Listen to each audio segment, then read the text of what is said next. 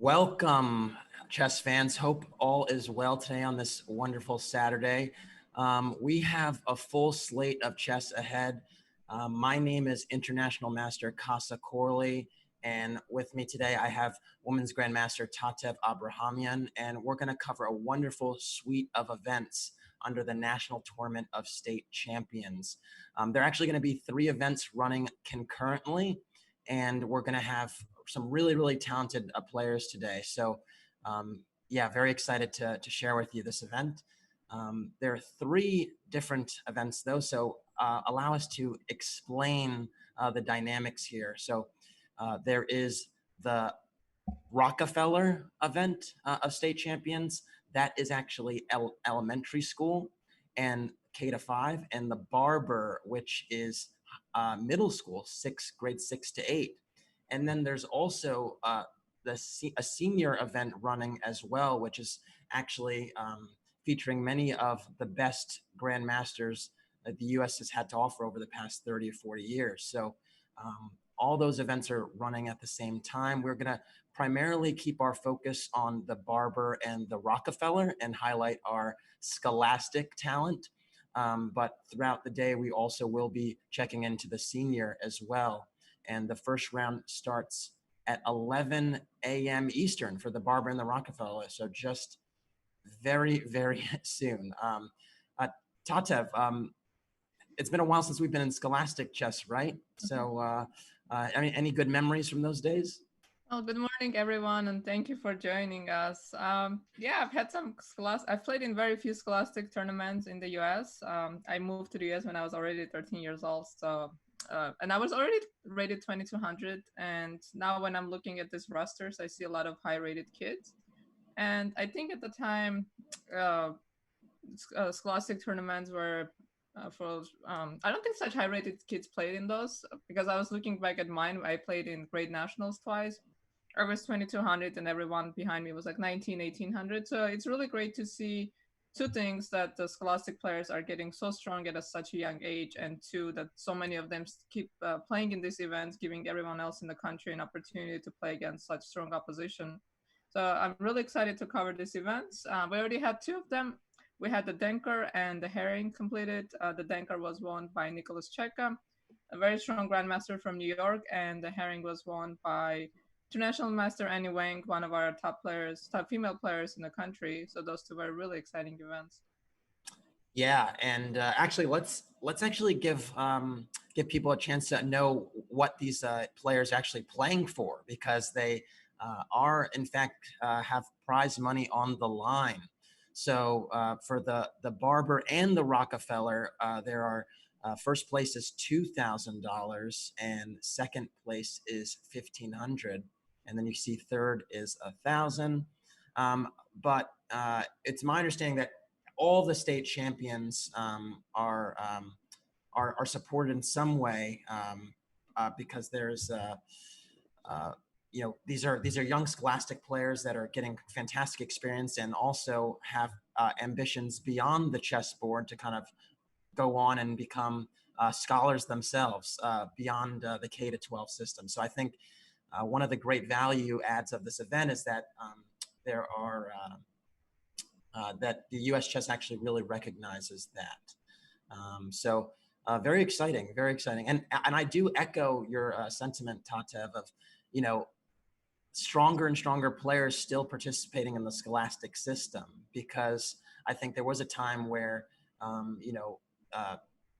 you might not necessarily continue to play and sort of play in more private events, closed events, but people are still recognizing that there is national prestige on the line, and there is still very much a desire to kind of compete at the highest level and represent your state. So I think that's been a fantastic dynamic that's come up in all of this. Yeah, for sure. And we have to mention that Rockefeller, it's the first time that this event is happening. So it's really good to see yet another scholastic event that gives so many players an opportunity to be added on the calendar. And I think it's so great for US Chess to be hosting these events online, especially I feel like the Danker tournament, because it is for high school kids. I would imagine for a lot of seniors and Herring too. it would be pretty disappointing to end their career, like scholastic careers, by just having the final event taken away from them. So I think it's so great that we're moving this tournament online, and I'm very much looking forward to watching this. So do you know any of these players who are playing? Who are you familiar with? Yeah, so I must say I have been a bit removed from the scholastic world for some time, as perhaps you have as well, at least in the playing capacity. But I am familiar with a few of the players, I believe, that are in the Barber edition, particularly International Master Christopher Yu, who is kind of burst onto the scene. Like a comet in the past, 5 to 10 years. Very, very talented player out of California. I also would be remiss if I didn't mention that I am familiar with one of the New York representatives, Brewington Hardaway, who is a talented national master who I've had the fortune of seeing develop, and I was familiar with some of the coaches he worked with. So. But yeah, I feel like there's a little bit of coastal bias there on my part. So I'm sure there's going to be plenty of other talented players as well that are being represented by the states here. Yeah, so we have two players from California, Northern and Southern. So Christopher is from Northern California. So I live in Southern California. So our representative is Ming Lu. Another player that I recognize is Sullivan McConnell from Colorado. I played in a tournament in Colorado last year, so they tried to put together an event and have some grandmasters visit because that's something they're lacking. Some strong players, to motivate their players, and they just went out of their way to put this tournament together. They had some girls event. They had me as a guest to talk to the girls and before the round and everything. And I remember the father, whose name is slipping my mind, but I remember his son Sullivan was very excited about crossing 2200, and he crossed 2200 at the tournament, so that was really great to see. So Fantastic. I will be sure to keep an eye out on his games. And actually, I have a couple of students that I recognize playing in the Rockefeller, so I'll be sure to keep an eye out on their games. Yeah, I think one of the things we will aim to do is really highlight a series of games. Of course, there are so many fantastic games to catch. And so we're going to try to do our best to kind of cover many different games and just really see, what's going on. I mean, there's going to be so much going on in the next several hours. So that'll be our challenge as host to kind of keep our audience abreast of all the developments. Yeah, and I see some games are already underway. So let's get started with some games. So where should we go? Yeah, there's so many. I'll leave you with the first dibs on where you think we should go. Okay, I'm just going to close my eyes and randomly select the game. There we go. So let's take a look. All right. So we have a Sicilian. So who are our players? Let me find. I actually have a sheet with all their names. Oh, and I have their pairings too. All right, let's take a look at this game. So we have a Sicilian going right now. We have some kind of oh, C3 Nighthawk. What do you think of this? I think it's a very tricky line. I've actually been on the black side of a game when I was extremely young and still quite unfamiliar with the Sicilian, where I fell for a Queen A4 check tactic. It might actually be something we might want to show. What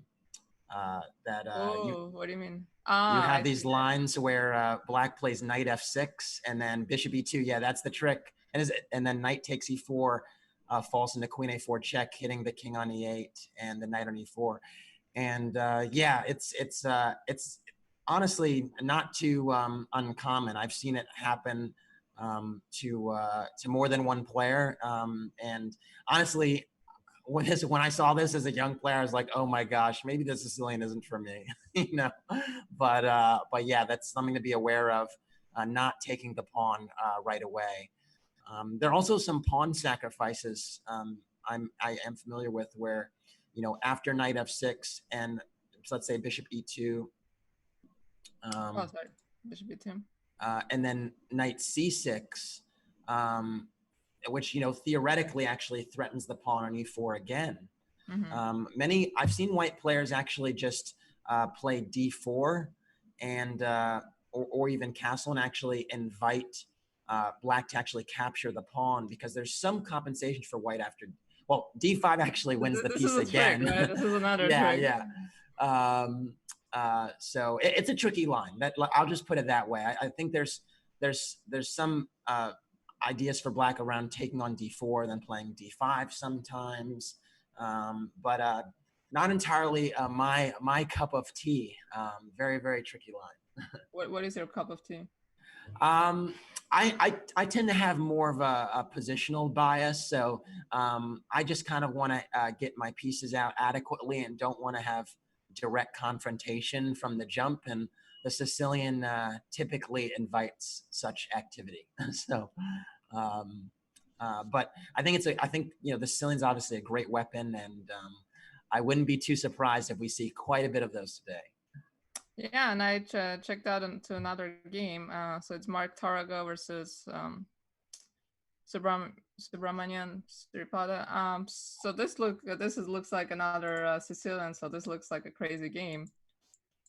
So close Sicilian would usually leads to this kind of, I don't know about this bishop g4 move.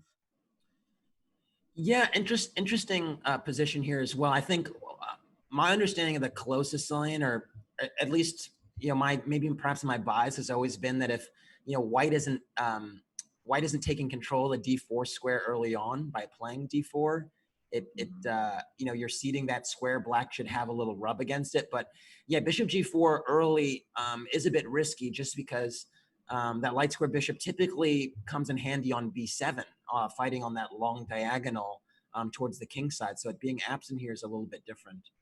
But I hear I can see you zipping through the moves somewhat quickly for me to kind of get a total grasp on it. But what do you think of the position we have here? How would you evaluate this? That's what I was thinking of too. I wonder how does the exchange of all those minors, the two sets of minors, actually affects the position. Does it favor white or black? It feels like it should favor black, right? Because I don't see where white's attack is going to go, especially with this quick play by taking on d3, and the rook's going to come to the second rank. Knight has this knight square on e5. So because usually black can lack space, right, in this kind of position, especially when we start shoving on the king side. Yeah, I mean, I think it's funny you mentioned that, because there's this dynamic at play typically where you have black trying to push on the queen side to open up some files and get initiative, where black is actually white's playing on the king side to try and kind of get in g5 or f6 or h4, h5, trying to attack the black king.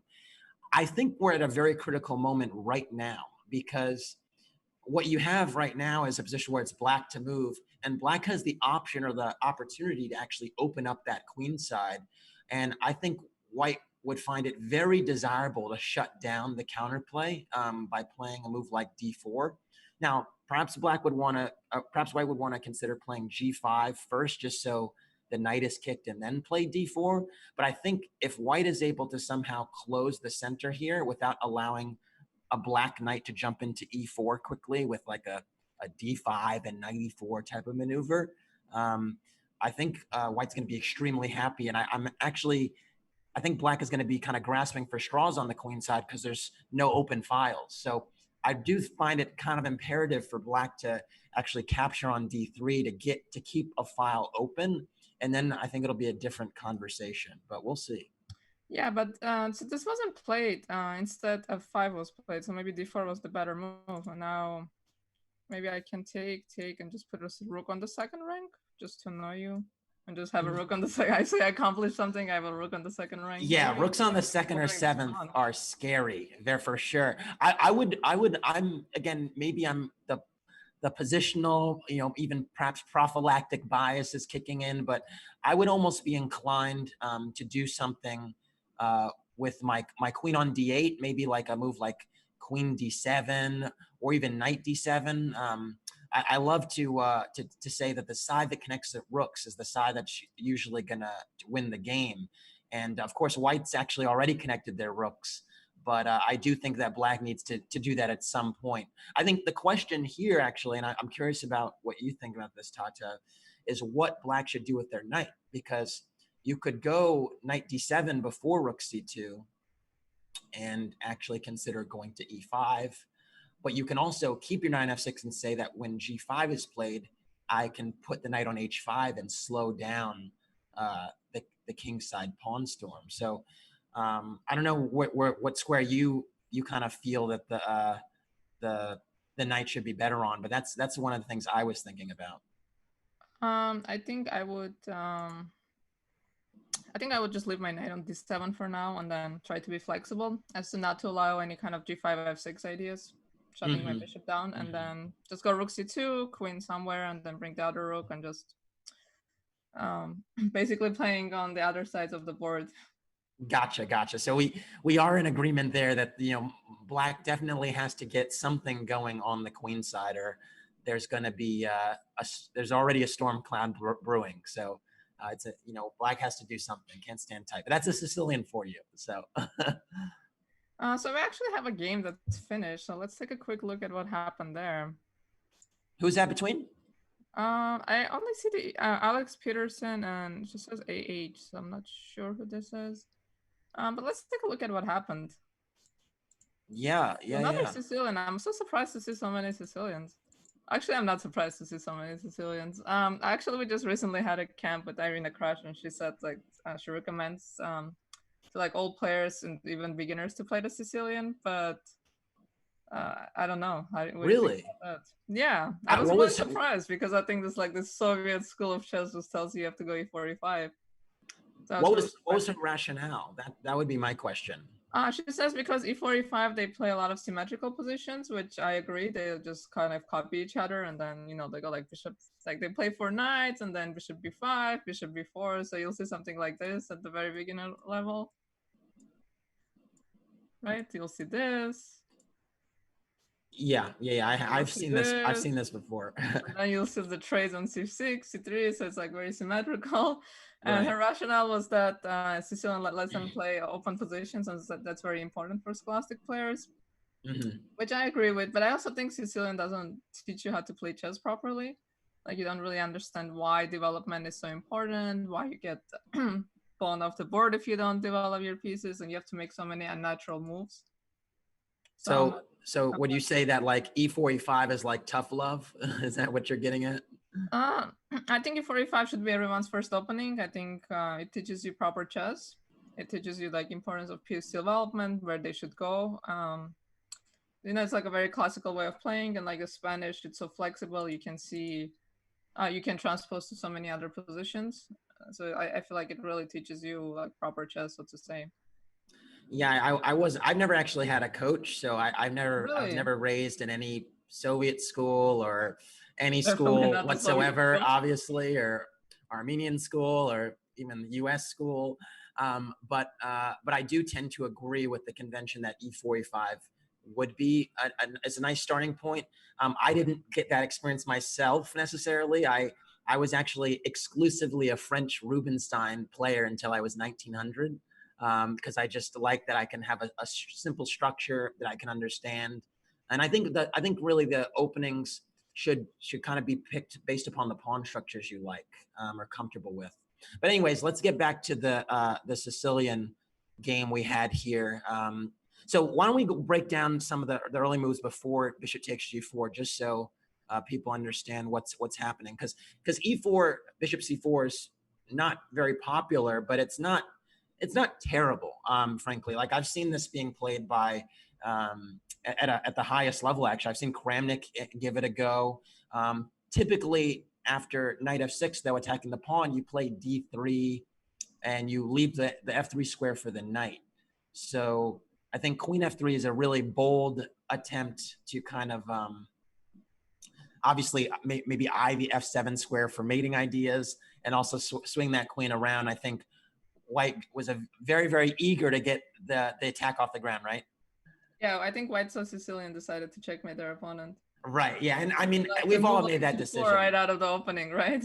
Right. Right. But we've all made that decision before where we say, you know what, like I want to win now. And the time maybe wasn't now. Right. So I've certainly been in that boat, you know, way more times in my career, my chess career. And yeah, in fact, I think we might have played a game last year where I was trying to do something and and you foiled me. You caught me off guard, and you know, it just happens to the best of us at every level, frankly. I So, thought we don't talk about the tournament. well, time enough time passes, and then you're able to be very sunny about it. You reflect, and it's all good. But yeah, so bishop takes g4, h3, lost some critical central pawns, and then black is developing, and is black going to connect their rooks first? It looks like it. So yeah, you have to share your theory. so we'll see. We'll see. So now the queen's under fire again, and yeah, a lot of energy here with the black pieces. And yeah, this will happen again when you have a situation where you're moving the same pieces multiple times in a row. And here we have the rooks connected first. Typically that's a really good indicator of where the game's going to go. So yeah, it seems like black just won all the pieces. Yeah. But yeah, we've all been there. I've been there plenty of times, and that's really a nice aesthetic checkmate actually, with the bishops and the knights, being involved in the mate. So very nice for black.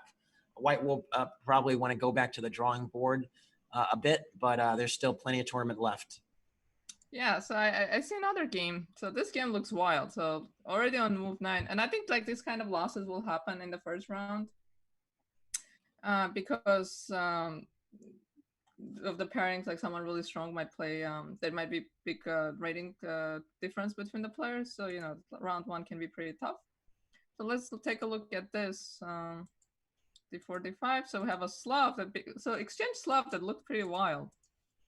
Yeah, so actually I think black might have fallen for like a trap. There's this trap in these lines where if black goes b6, the diagonals actually severely weaken, and the diagonal towards the king, the a4 e8 diagonal. And I think what happened here is we saw a b6 move in a little bit that actually meant that the c6 square was actually weak. So let's look a few more moves, and then I think we'll actually see that. There was a queen b3 attacking b7, and yeah, b6 already is actually a losing move. Really? Yeah, basically there's this tactic that happens with e4, where there's basically two threats. There's two diagonals that white is trying to exploit simultaneously: the a2 to f7 diagonal, and then the a4 to e8 diagonal, both sort of veering towards the king. And I always love to mention, whenever you push a pawn, you can't push it backwards, right? This isn't checkers. We know that. But whenever you move a piece, you're actually weakening squares that you were previously defending or covering. And that's all the more important with pawns because this is chess. And so I always love to look at the squares adjacent to where the pawn has been pushed. And so with b6, I see right away that c6 and a6 are a little sensitive. And I think white was very, very aware of that here. I think I have a feeling white has gotten a few wins in this setup before. Let me put it that way. But b6 is such a natural move. Like, how do you learn not to play this? I think it is true. I think as a Slav player, and this is kind of what it manifested as a Slav or semi-Slav player, you face the exchange Slav a few times, and you suffer a few tough losses, and then you go back to the drawing board and kind of make that adjustment. Oh no, I lost my game. It happens. Hold on, what happened to my game? Oh yeah, so we missed that one. So let me try to pull it up, because that was a really instructive game, but I'm not finding it right now. Yeah, let me take a look myself. I see a very classical opening. That Yeah. happens a lot at scholastic level. Aha. Yeah. So the two knights. What's your take on the two knights, by the way? What do you mean? Like how do you feel about it? Were you this is something that you ever, I know I believe you're a French player, but how do you feel about the two knights? Like, did you ever have any experience with it? You mentioned the E4 E5 classical school of chess, you know. Oh, this is another thing that I have to teach. This applies to beginners, like teaching them go bishop c5 first and knight f6 first. I think this is tricky openings for kids to play because they'll go knight g5, d5. I've actually played this with white a couple of times, and these positions are very playable. It's like one of those things that, you know, these openings that came back, and I think at some point it was in fashion. A lot of people were playing it, but a lot of kids, they'll just fall for it. And yeah, the funny thing about this, actually, sorry if I cut you off there just for a moment, but yeah, I got so excited because you mentioned falling for this trap with knight takes f7, king takes f7, and queen f3 check, and actually, this is not totally lost for black. There have actually been many engine games played where the king actually goes to e6 and knight c7, and it's actually not completely winning for white, although of course it's, you know, it's a very, very dangerous to go into this. Black can kind of hold the piece stubbornly with c6, and it gets they I think players actually, I thought they go something like castles and d4, not queen e4. Oh, I see. I think they just castle and then c6.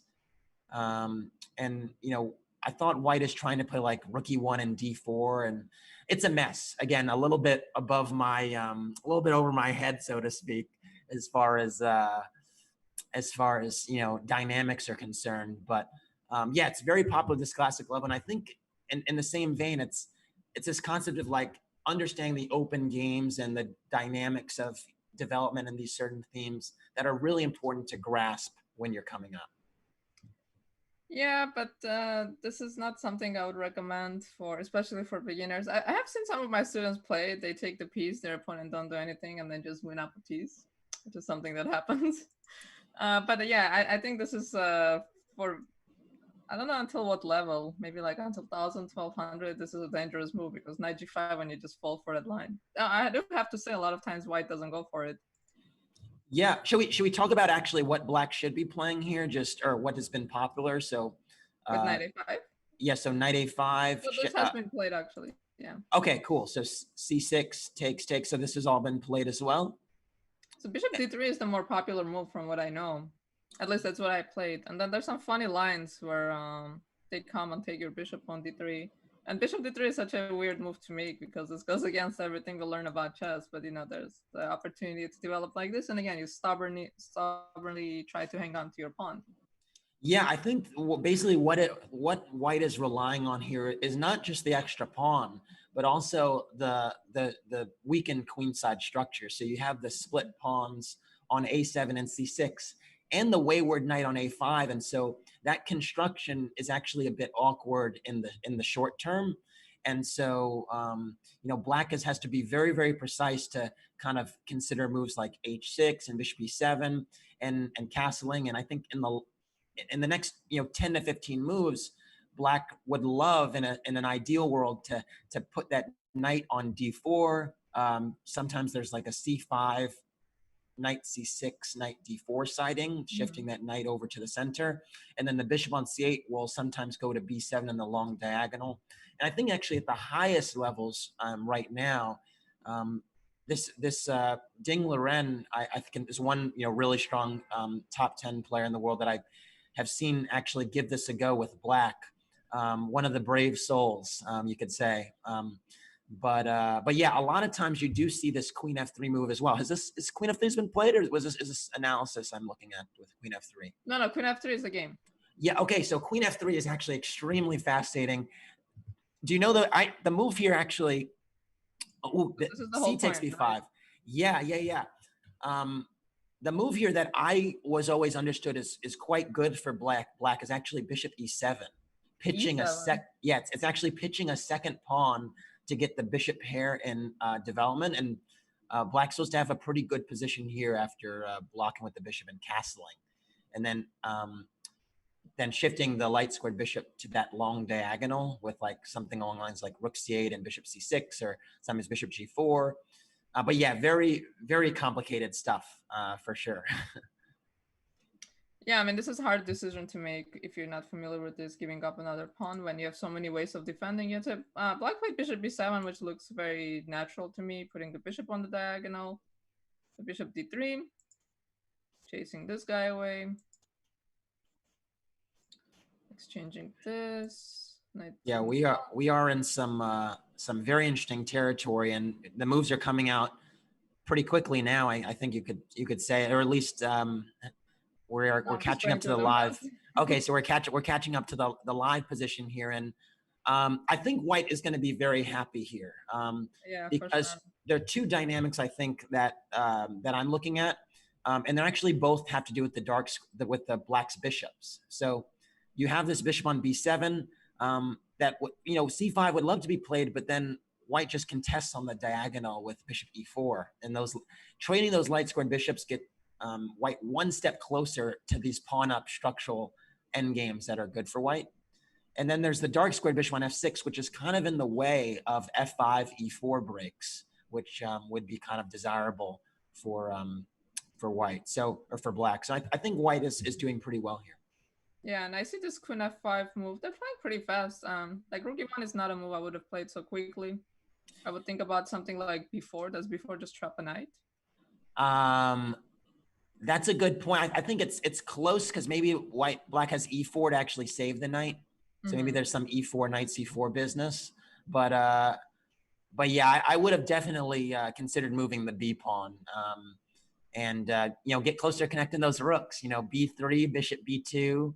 I'll try not to belabor the point on stream, but seriously, I think White would have a very, very comfortable position when the knight kind of caught on a5. So I don't think you've shared your theory about connecting rooks on stream. You said it yesterday, but I don't think the sure. viewers Maybe I've hinted at it a little bit, but I've actually found that and this is at games at pretty much every level, frankly, but especially in the scholastic chess sphere, is the side that connects rooks first is usually the side that wins the game. And what does that mean implicitly, right? What that really means is that you've developed all your pieces and you've gotten your queen off of the back rank, and your rooks are talking to each other, communicating with each other.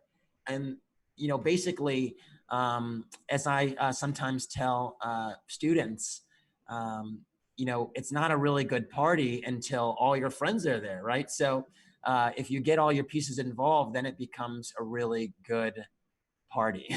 So that's kind of the way I tend to frame. So you're telling me if Black moves the queens right now, they're more likely to win?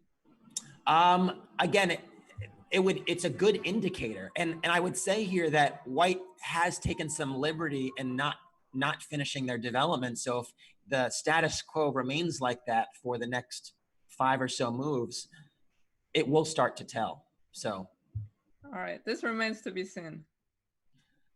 Oh, c5.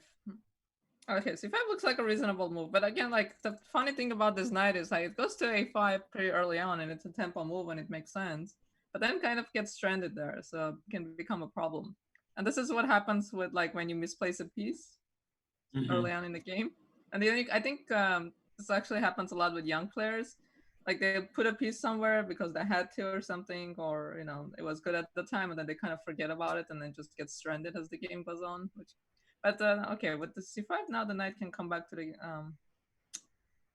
game. But I think with b4 we also maybe blundered. Maybe there was the c5 move as well. Right. Yeah. Yeah. That was something we should have pointed out sooner. I do think if the rook went to c8 before the c5 move, it would be a little bit more potent for Black, because you can actually put the knight back on c6 after bishop e4, and then there's the knight jumping to d4 as a legitimate threat. So I think rook c8 might have been more effective first, but still very complicated game, and I think we'll see how it goes. Okay, and I think we're gonna take a little bit of a break, and when we come back, we will continue going through the games. And we also, of course, we have the Barber section, the state champions of middle school. So we'll definitely take a look at that game. So guys, don't go anywhere. We'll be right back.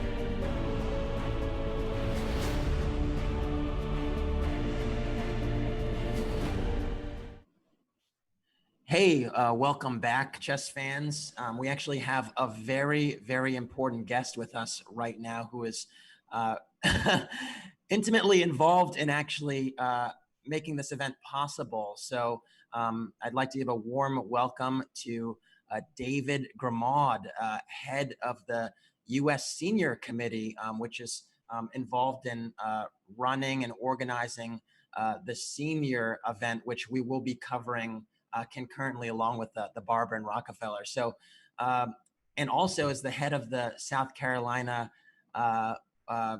Federation. So, David, welcome to the program. Can you please tell me a little bit more about how this came about? Obviously, you had to kind of shift your planning. You know, we love agile planning and shifting to adjust to the new circumstances we're living in. So, tell us more about that.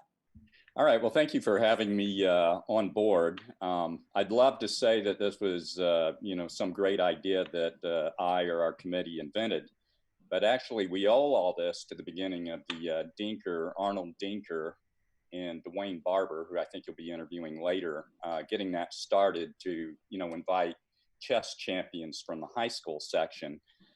This later evolved into the to a girls event, which is now called the Herring. And then Dwayne sponsored the Barber, and then John Rockefeller is brought on the Rockefeller. So we had all the students covered. And, you know, our committee thought, wouldn't it be a great idea if they're already doing these other events? Maybe they could recognize the those going through our second childhood, and that's us as seniors. So 3 years ago, or this is our third year, we were able to petition the executive board US Chess, and thanks to EB member Chuck Unruh, who was a great supporter of ours, we got this off and rolling. Yeah, and yeah, so you kind of was like, don't give me too much credit, but we're going to give you credit. I mean, it is really amazing that we can highlight some of you know our talented seniors that have had a storied place in the legacy of chess in the U.S. for some time. And I think it is really important to kind of highlight that. So, can you tell us a little bit more about what you see chess to be as like the value add for young people and also for adults? Because I think that's also one of the things we try to put together or consider whenever we're having chess events is that it's very, even if you're not a hardcore chess person, there are ways to get in and get involved and also support the game because it does have that value. Yeah, I mean, I started off, I'm the classic, started off playing chess against my dad, you know, when I was younger. At 9 years old, I learned to play the game. My younger brother by 2 years started beating me and taunting me, which caused me to get more involved in it. So the competitive aspect of chess, I mean, you're all grinning. We all have this story. The thing I love about chess is chess is universally understood and played by so many people, even those that don't, get on chess.com like we do. And everybody's got a household champ, right? Who always thinks he can, take on somebody else. And then, that's where it all starts right there. And then the discipline and learning aspects that go with chess. The only reason I could ever beat my brother, he graduated to video games, by the way, and I never could catch him in video games. But I got involved in chess by reading a Fred Reinfeld book very early on and doing self-study. So just starting the chess and doing that developed some great habits that applied later on into my career and into my life. There's just all those kind of aspects of chess. There's also the organizational side of chess because I love to play chess. I'm a chessaholic, but I've only been able to rise up to a Class B level. And which, okay, that's not bad in a lot of circles, but in this circle that we're talking about here, I'm just still an amateur. And so I was able to get involved in high school just running a chess club, and kind of got out of it when I got into my career. My son digs my chess clock out of the file cabinet when he's about 12 years old and wants to know what this is, and I say, hey, you want to go to a chess camp? And suddenly we're back involved in chess.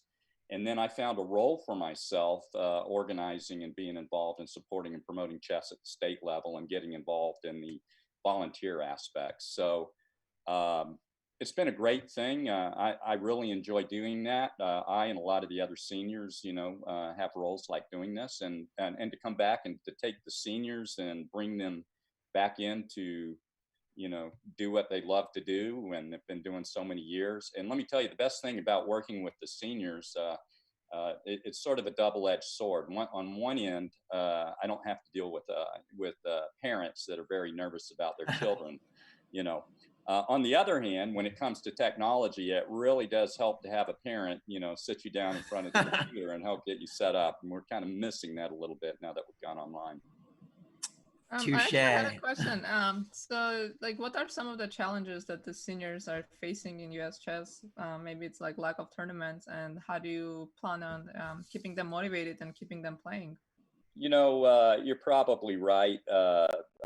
Some of the comments that we get on the committee is just having more tournaments available for senior chess players. A lot of senior chess players, I'm not one of them yet, but I'm aspiring to it, are retired.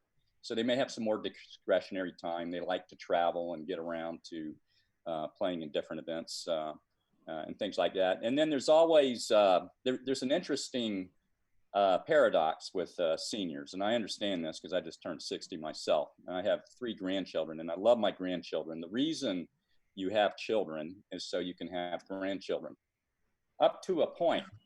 And the thing is you want to do the enjoyable aspects with the grandchildren, but you don't necessarily want them when they're screaming, when they need tough discipline, when they need the diapers changed and all that. So one of the things we hear a lot with seniors is they just, they want to get together and play with seniors, and maybe, how do I put this, not so excited about looking across the board maybe and playing a 6-year-old, sometimes. So I say that delicately because seniors love kids, but, we do have egos. We don't always like to be beaten by 6-year-olds. I mean, neither do we. Yeah. But that's a great thing about chess. One day those 6-year-olds will stick at it and they'll be seniors as well. Cycle of life. No, but I think the Senior Invitational was such a great addition. Took place alongside US Juniors and US Junior Girls last year, and I think so many players were so excited and so looking forward to it. And also there's on the international arena, right? They have the team tournaments, which I think team tournaments are always so great for inspiring players because adding the team spirit component to it is such a great motivator. Yeah, that's awesome, especially to see someone like Alexander Shabalov go from being just a great chess player anyway, and then to move up into the senior level, and he's just knocking the socks off up at that level. So it's very encouraging, and I'm just totally excited about what our professional players are doing on the world scene. Yeah, I mean, it was great to see Team USA do so well, right? Unfortunately, the tournament stopped abruptly, but our team, I believe, tied for first. Yeah, there was actually an amateur team that went up there as well, and Yes. A lot of these guys played in this tournament we're talking about, and they're now on my Facebook. And I was watching all what are we going to do? We've got to get a flight out of here and all that. So just total chaos this year. Yeah. All right. Well, I think this has been very insightful. I think thank you for telling us more about what went into this event and also just what the needs are of our seniors. I think obviously chess is that kind of universal game where you can play at really all ages. I mean, that's really what makes this game particularly special. So the extent to which we can provide opportunities for players of all ages and advance that mission, I think you're certainly doing all of us a service here. So really appreciate it, David. Well, you're welcome. And I have one goal. My goal is to be around to watch you two play senior chess. Oh yeah, that will be a goal of mine as well. To continue playing in any capacity. I don't even care the level, frankly. Right. To play just to be able to play further would be great. So, thank you for having me. Thank you for joining us. All right, thanks. All right, let's jump back into the action and let's move to the Barber section. So we actually have some players that we're personally familiar with, like Christopher Yu, whose game I have up. But I wanted to take a look at a couple of other games. I was talking about Sullivan McConnell from Colorado, and I just saw from the corner of my eyes he is playing this another Sicilian. So let's take a quick look at what happened in this game. Yeah. I like this username, Magnus Carlsen. How many Magnus Carlsen fans are there out there? All of them. Yeah. So the player's name is Oscar Wang, the black player. So let's take a look at this Sicilian. So we have another close Sicilian. So we already saw several of them. So bishop b5, which is a very typical move, correct? The other options we saw was fianchetting the bishop. So this is another way of developing it. So and we will see the point. And just taking on c6. So what do you think about this kind of structural change? Yeah, I actually was going to say after bishop b5, typically I would have preferred not to allow this particular change. I would have gone knight d4 actually. If we actually, is it possible to back up a little bit there? Because typically in these close Sicilian structures, it's extremely desirable to go e6 and knight e7. And so knight d4 kind of gets a tempo on the bishop if you care about bishop pairs. And I think white would probably go bishop c4 after knight d4. Just to show your point. So the point is when, so of course, once you go e6, white has to make a decision of some sort, right? If they want to take on c6 or not. But let's say they kind of oblivious. And you go here, so the point is you want to take back with the knight and not to ruin your structure and have control of this d4 square and be able to play d5 yourself. Correct, because if black has to take on c6, especially after playing e6 with either the d or the b pawn, the dark squares are extremely weak, and e5 becomes a very desirable move, essentially installing that knight on those weakened dark squares, which I love to call Swiss cheese. When there's a particular color complex that's loose and weak, I call it Swiss cheese. It's just a bunch of holes. So black wants to kind of avoid that ideally, and knight d4 gets a tempo on the bishop and then introduces the e6, knight e7, knight c6 plan. So I think the position that we see later actually is quite double-edged just in the game, because white actually does get these chances on the king side with queen e1, queen h4, and black is still fine here, but it's more of a handle with care dynamic because of this transfer. This move makes me a little nervous. I think, but it's also one of those positions when, you know, you learn an opening or even check with an engine and it says position is fine, but then you have to play the position and then you sit down at the board after you prepare your line and then you're like, oh, like, what do I do now? So let me ask you about that though, because you said this is the second time we've seen a close Sicilian with bishop takes f3. And the last one I thought was a bit more compromising. This one, I'm not so sure where the bishop would have gone otherwise. So I would have kept the bishop pair myself because I kind of value the bishops. I always say bishop is better than knight 95% of the time. But like I'm learning so much today. The rooks connecting each other, the bishops like 95% of the to bishop advantage, 95% of the time preference. What was the other one? The Swiss cheese. Yeah, no, these are things that, you know, can help. You know, they're nice guides for someone that, you know, might struggle tactically. You know, so basically, grandmasters certainly have a bias towards the two bishops. Certainly. Well, I actually would challenge you on that, Tatev, and I'd say that it's not up for debate whether the bishop is actually better than the knight. I think the debate is how much. So I think the bias that we see is reflected around people maybe overvaluing just how much better the bishop is than the knight, but not actually that there's a real debate over which is better. So I think some people, conversation, actually, what you're saying. You know, this is these are changing times. We always need to, you know, reframe our thinking, right? So some bold statements, I have to say. So is it time to call the bishop like 3.5 points, maybe? Well, yeah, some people will say 3.5. Some people will say 3.25. I've even heard, I've heard people say that the bishops and knights are actually worth more than 3 because in most circumstances, the piece actually is better than the 3 pawns. So you could. That's true, actually. There's an argument that can be made. They have these discussions in computer chess where they say that the knight is actually 3.25 and the bishop is 3. And they've been saying the queen is 10 instead of 9. So there's been a kind of a reformulation in the past 5 to 10 years around the piece values. But anyways, back to this position, instead of getting into the weeds there. What makes me It's nervous dangerous. is not so much even giving up the bishop, it's just inviting this rook into h3 so voluntarily. Like, I would much rather wait, like connect my rooks, giving myself a big advantage, and wait for you to go h3, just so after I take, now you don't have this h3 square for your bishop. Of course, queen Yeah. b7, I feel like is a bit of an awkward move because I'm trapping my own bishop. But let's say something like rook b8. Like a nothing move, you know, like very non-committal move, and just ask white, like, what is your next move? Like, how are you going to develop this bishop? Are you going to go f5?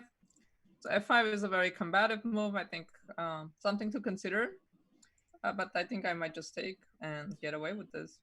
Yeah, I think black could get away with g takes f5, but it does scare me because the dark squares become weak. There's the bishop might be caught. I actually would have gone, instead of bishop g4, I was considering queen d7, which I think, because with the two bishops here, I would love to trade queens. And if queen h4, queen g4 might come into play. And in the event, like you said, I'm kind of trying to stay consistent with your h3 theme of not allowing the rook into h3. If the queen went to h4 already, maybe there's some possibility of provoking h3 somehow. Right. But actually, your f5 move blocking my queen from getting there is actually making me rethink that thought. Yeah, f5 is definitely the move to consider because that is White's idea, right? So White is not hiding his intentions. Like when you go queen e1, queen h4, you're pretty open about what you're trying to do. So of course the idea is to go f5, exchange this fianchetted bishop, and just go for it. So it's pretty committal play for White, but also not clear what Black is going to do with the structure, because once I put my pawn on b3, if I manage, then there's no c4. So you kind of get stuck with this compromise structure. But let's see what happened in the game. Yeah, taking this makes me very, very nervous. Okay, so we went here. e6 is a brave move, I would say. Very brave. E6 is... because it weakens some dark squares, but at the same time, it is prophylaxis against the f5 break. And I think Black is trying to argue that, you know, after e takes f5, Black might get some breathing room with the e file, might get some counterplay there. So, you know, it's brave. I'm commending Magnus Carlsen here for making such a choice. I mean, that's what we would expect from Magnus Carlsen. Right. But I think you might have to play e6. You don't play e6, again, you play like a nothing move, and I go here. This is starting to look pretty scary, right? Like rook h3 comes, bishop h6 will come, maybe bishop g5. Like, how are you... Your king side starting to look a little bit lonely. Yeah, I definitely agree with that. The question for me is, you know, where's Black's counterplay coming from rather than waiting for White to open the position?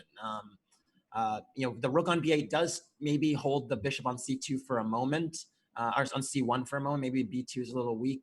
There's sometimes positions where Black can actually play something along the lines of c4 to kind of weaken the g1 to a7 diagonal and introduce some queen b6 check ideas, or you know, maybe the knight d7 gets to e5. These are the themes that I think need to be considered, but extremely complicated. Let's go to another game and see. Well, actually, we haven't seen the live position, so let's. Oh, okay. So e6 was played, so this happened. So exchange. So I think this was another idea to challenge this queen. So bishop g5 and now bishop f6. Ooh. Ooh, yeah, I see why this is flawed. Yeah. Rook h3. Yeah, that's why the I think that's partially why the eval bar jumped. I think you can actually start with f takes g6. Is that what happened? Yeah, so that's what happened. And then there's some tactical concerns. Very yeah. Nice. Very nice. Knight e4. Yeah. You know, pins win, you know, so this is a very, very nice tactical finesse. And so we're expecting, so king g7 was played, so we're expecting a knight take on f6, rook f1, and just winning a piece and winning the game. Yeah. And this is a pretty easy tactic to miss, because you go bishop f6, you're attacking the bishop, and I think in your mind you just assume bishop f6 has to be played, in which case you can play maybe queen f6, challenge the queen, and your position starts to seem okay. because now you're calculating this very forcing line and everything is hanging on, everything is fine. And it's like moving, move order in chess is just so important. And this is something I always emphasize with my students, that like sometimes you see an idea, it's not working out, changing the order of the moves can significantly change the impact of your idea. And sometimes like that's the reason your idea doesn't work is because you have the incorrect move order.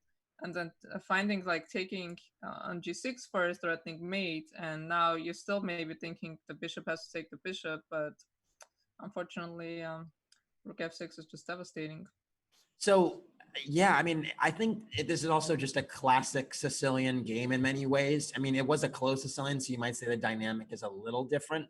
But I want to say it's a classic Sicilian game because you have this dynamic where if Black kind of navigates the opening and middle game well, the structure and the end game is actually quite decent for Black.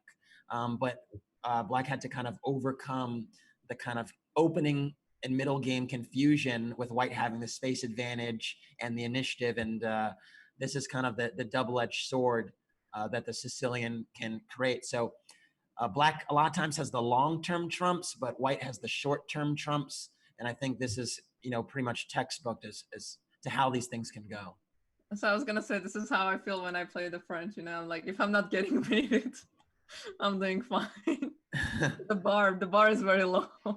Because sometimes I'll analyze a game and the position is terrible, and I'll be like, yeah, but I'm not getting mated, so this is okay. But you're right about the Sicilian. It is a very risky opening. So sometimes, especially like if you play a dragon, so if you survive, you don't get mated. Usually you're doing pretty well. But okay, let's keep moving on. So our second seed, Arthur Guo. So we have 2 international masters playing. So after this, we'll jump to our game of Christopher Yu, the highest rated player in the tournament. So I already see some crazy Sicilian going on. So the theme of the tournament. So let's take a quick look in the opening, and then we'll talk about the final position on the board right now. So really quickly before we go click on the moves, the position you just showed before starting this, that was the current position, right? Yeah. Sometimes I like to look at the structure and guess what the opening was. So I see this, it was clearly a Sicilian, and I'm inclined to guess there was a bishop g5 Najdorf. And the reason I'm guessing that is because this bishop is on h4. I'm going to give you a hint. There's a pawn on a7. Darn. So I missed the pawn on a7. Yeah, that pawn should be on a6. But basically what I was getting at on the king's side is that you have this dynamic of an f pawn on g5. And a lot of times you have these g5 breaks, these sacrifices to get central control. But okay, maybe this is a bit of a lousy and questionable intuition given the dynamics. Oh, but you're close. It's not neither. So without Sicilian, where the bishop goes to g5. Okay. So it's a rouser probably, or like classical, basically. Yeah. Very nice. Yeah. This is another thing I do with my students sometimes. But then sometimes I get very funny answers. There'll be like a pawn on e3, and they'll be like, "Oh, this came from a Sicilian," and I'm like, probably not. Yeah, so bishop g5 is definitely the most challenging move, I think, both in classical Sicilian and the Najdorf. Bishop d7, main line is e6. But okay, let's kind of try to get to our final position. I believe all of this is a line. Yeah, there were some games here played without playing e6. I can recall 4 or 5 years ago, this was kind of in vogue. Daniil Dubov was playing this quite a bit. The idea is that you kind of inviting White to take on f6, and then you want to go gf6 and play h5 and bishop h6 on a lot of lines. Okay, let's say even like after queen a5, yeah. Yeah, so you go bishop takes f6, g takes f6. Yeah, this is too ugly. This is, you don't want to do, oops. We don't want to do things like this. The bishop will go to c4, knight will go to d5. So we have to take this way. And you kind of leave your structure as is, right? Correct. Yeah, your aim is to go h5, bishop h6, queen c5 is really the nice consolidating move to kind of even invite queen trades. And you argue that you lack space, but you have that long-term trump of the bishop pair, which people tend to love these days. Yeah, and the thing about putting a pawn on okay, let's say I go here. When pawn on h5 can also be a long-term weakness, for example. and like I'm always keeping an eye out on it, so you always have to worry about it. So that's another aspect of the position to keep in mind. Yeah, for sure. It's definitely a complicated position. I'd say that even in some variations there, you might even see there's even rook takes c3 sightings now and then well, now that need to be tended to. So so king b1 is typically a sensible bit of prophylaxis to at least cover the a2 pawn and, you know, tuck your king away on the king's. Oh, wow. Okay. So we actually now that you mentioned it, like I just had to go through it. Yeah, I mean, rook c3, I was like, whoa. So he decides to stick with the pawn. I'm assuming because queen trade, he doesn't want to give up. Oh yeah, this ending is actually, I would say this ending strategically is nearly lost actually. Wow. Because it's the bishops, and once that bishop gets to g7, which is very realistic, you just have massive problems on the diagonal. Okay. And the problem is white has no targets, right? So the rooks aren't really of consequence if there aren't targets to work with. Yeah, I just blundered the fork, so the bar just jumped down, and I was like, well, what happened? And I realized, yeah, so this position actually looks quite unpleasant. Okay, so in the game he took with the pawn, and now e5. Okay, so now we're playing on the dark squares. What do you think about this e5 move? Yeah, this e5 move. This sacrifice in general, is it good here or? Yeah, the sacrifice is actually very legit here. I, in my opinion, I wouldn't have allowed this. Frankly, I think somewhere along the way there would have been like some king b1, knight e2, or something just to not allow the sacrifice, because I think black has full compensation here. Now the move e5, which black played, would not have been my first instinct, although I have a feeling that this is something that, you know, black has played before, because it's so kind of principled and even a bit forcing.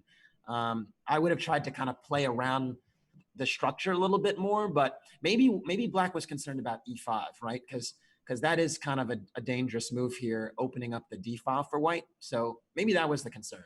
But I also feel like black sacrificed in exchange, so they feel the pressure to like prove, or they feel like the burden of proof, and also it's very hard to play down material. So I think black is just trying to win a pawn. So I think black is playing very concretely. So the idea was to do this and take on e4, but I'm not sure about this, because the whole idea of sacrifice is to give white is a long-term structural defect on the queen side, and now you're fixing it, and all you're getting in return is a pawn. Yeah, this particular version, I think, you know, black wouldn't have full compensation for. I actually, I'm gonna take a moment to just acknowledge the Twitch chat. There was a suggestion about e5 to play bishop a3 if pawn takes, and that's actually something that I think is really worth mentioning. I was going to do it myself, where if you don't, maybe the idea with e5 is actually to invite this bishop on f8 into the party, right? It's not a good party unless all the pieces are playing, and I think actually fe5 and bishop a3 check would be tremendously dangerous. Right. Yeah, but there is no way white would go for this, right? Because you don't want your opponent's pieces joining the party. And maybe like this was something that was underestimated, that taking this pawn, but I don't think taking this pawn is really great for you. I think given a move like bishop c4, okay, clearly I'm blundering. This bar is just yeah. No, I think queen takes b7 would be might be a nice move, because you basically are threatening queen b8 and bishop b5, and the knight is being cut. Oh, I didn't even see queen c8. I was actually just seeing the queen's protecting e4. So okay, I didn't even see that. I was just trying to show that like black king also has its own problems. Right. Yeah, I think after the queen b4 move that you were mentioning, I think black would probably need to go queen c7, veer back, and sort of kind of hold the position, just so that something along the lines of castling can be played. Yeah, if black could get the bishop in, that'd be amazing. But yeah, queen b4 is a very good move by Arthur. And what we see in the position looks very good for white. So let's just take a look at what happened. Bishop h4 is a nice move, stopping any kind of knight f2 ideas. And the idea being, if you take rook e1, you're gonna lose some material along the file. I don't know. I actually kind of like this for black. If I can play f5 now. Actually, this seems kind of attractive to me. And then I can go d5 or bishop c6. I actually would be happy to play black okay, here. maybe I shouldn't do that. That knight is a like an octopus knight, you know, like the Yeah. eight tentacles just kind of roaming around there. So this would actually be quite promising. I do believe black is not doing so poorly here because you know, white has to find some really precise moves to consolidate. So I think maybe I can start either with bishop d3 or bishop c4. but even or here maybe even f5. bishop c4. But f5 now, maybe I can take. Can I take and start going after your pawns? I can maybe go bishops f5, maybe even e3 works. I'm not sure. I don't know. It seems to me like something should be okay like here. I mean, the thing is, like, you are playing with no pieces, and all my pieces are in the center, so I'm having a hard time believing this. All right, let me get one more crack at it before we let me try to defend this pawn, perhaps with like. Yeah, I was looking at. I guess bishop c6 runs into b5. So yeah, so bishop f5, we'll say. Yeah, I mean, just something like this looks. First of all, I'm gonna win your f4 pawn too, and again, like, you're just playing without this bishop. Yeah, bishop f5. I thought. I thought maybe I can just go bishop g5 on take. Yeah, I mean, I'm just saying I have the bishop pair, you know, like that tends to matter. I have some compensation. Your structure's a bit compromised on the queen side. So I'm just saying black's not out of it. That's all I'm saying. I don't really believe in this. I think black's position is falling apart. I think your d6 pawn is not going to live very long. I think your e4 pawn is going to hang. I think white is very close to winning here. Actually. Fair enough. Fair enough. Yeah, no, it does look dangerous. I'm trying to, you know, give some. I'm trying to, you know, play the devil's advocate, give some hope to black here, you know, because that sacrifice was so glowing, you know, that exchange sack. So you love to see compensation after these sacks. I'm grasping for straws here. All right, but next move by black is a move I would not have predicted. This reminds me of that g5 of Swidler versus Magnus. It's like out of nowhere g5, which is a very typical idea in this kind of structures. You know, you're developing your bishop, you're kind of making this bishop kind of silly here. But it is a pawn. So I guess the whole point was to take pressure off e5, which makes sense. Yeah, I'm impressed. I think this is like, I was kind of finding the way, I was grasping at straws to try and find some way to justify the setup. And I think, you know, black here found a way to keep the game going meaningfully because those other variations we were looking at were rough. And yeah, I mean, if black can keep, it's a big if, but if black can keep the central pawns and consolidate, that should mean something. And the sad thing is your horse. I mean, it's funny, it's in the middle of the board, but it's trapped almost. Yeah, something tells me bishop g7 was a bit compromising. Yeah, because this bishop c4 move is strong. Yeah, because now if your knight moves, your d6 also hangs. I think this. So let's see what happened. Bishop b3. Oh, it doesn't take, which makes sense. Takes, and the question is, what do we do with the knight? And I don't think you have a very good answer for that. Yeah. 3 comes to mind, but now again your knight is getting stranded. Like, I don't think this is what you wanted. Yeah, definitely not. Definitely not. I mean, rook d3 seems to be well, pretty. Maybe can I steal a pawn? I wouldn't go to b2 just to walk into the diagonal. So I'd probably go king. Maybe king b1 is safer. Yeah. And then I would consider some type of pressure against f7 actually, or d6 because. Yeah, g6 is looming. So yeah, this looks very tough. So I think Arthur is doing pretty well in this position. And let's keep going. I lost Christopher's. Oh, there. No, I don't see Christopher's position anymore. But we have some results, so let's take a look at what happened. So we have. I don't know what happened in this position. Maybe.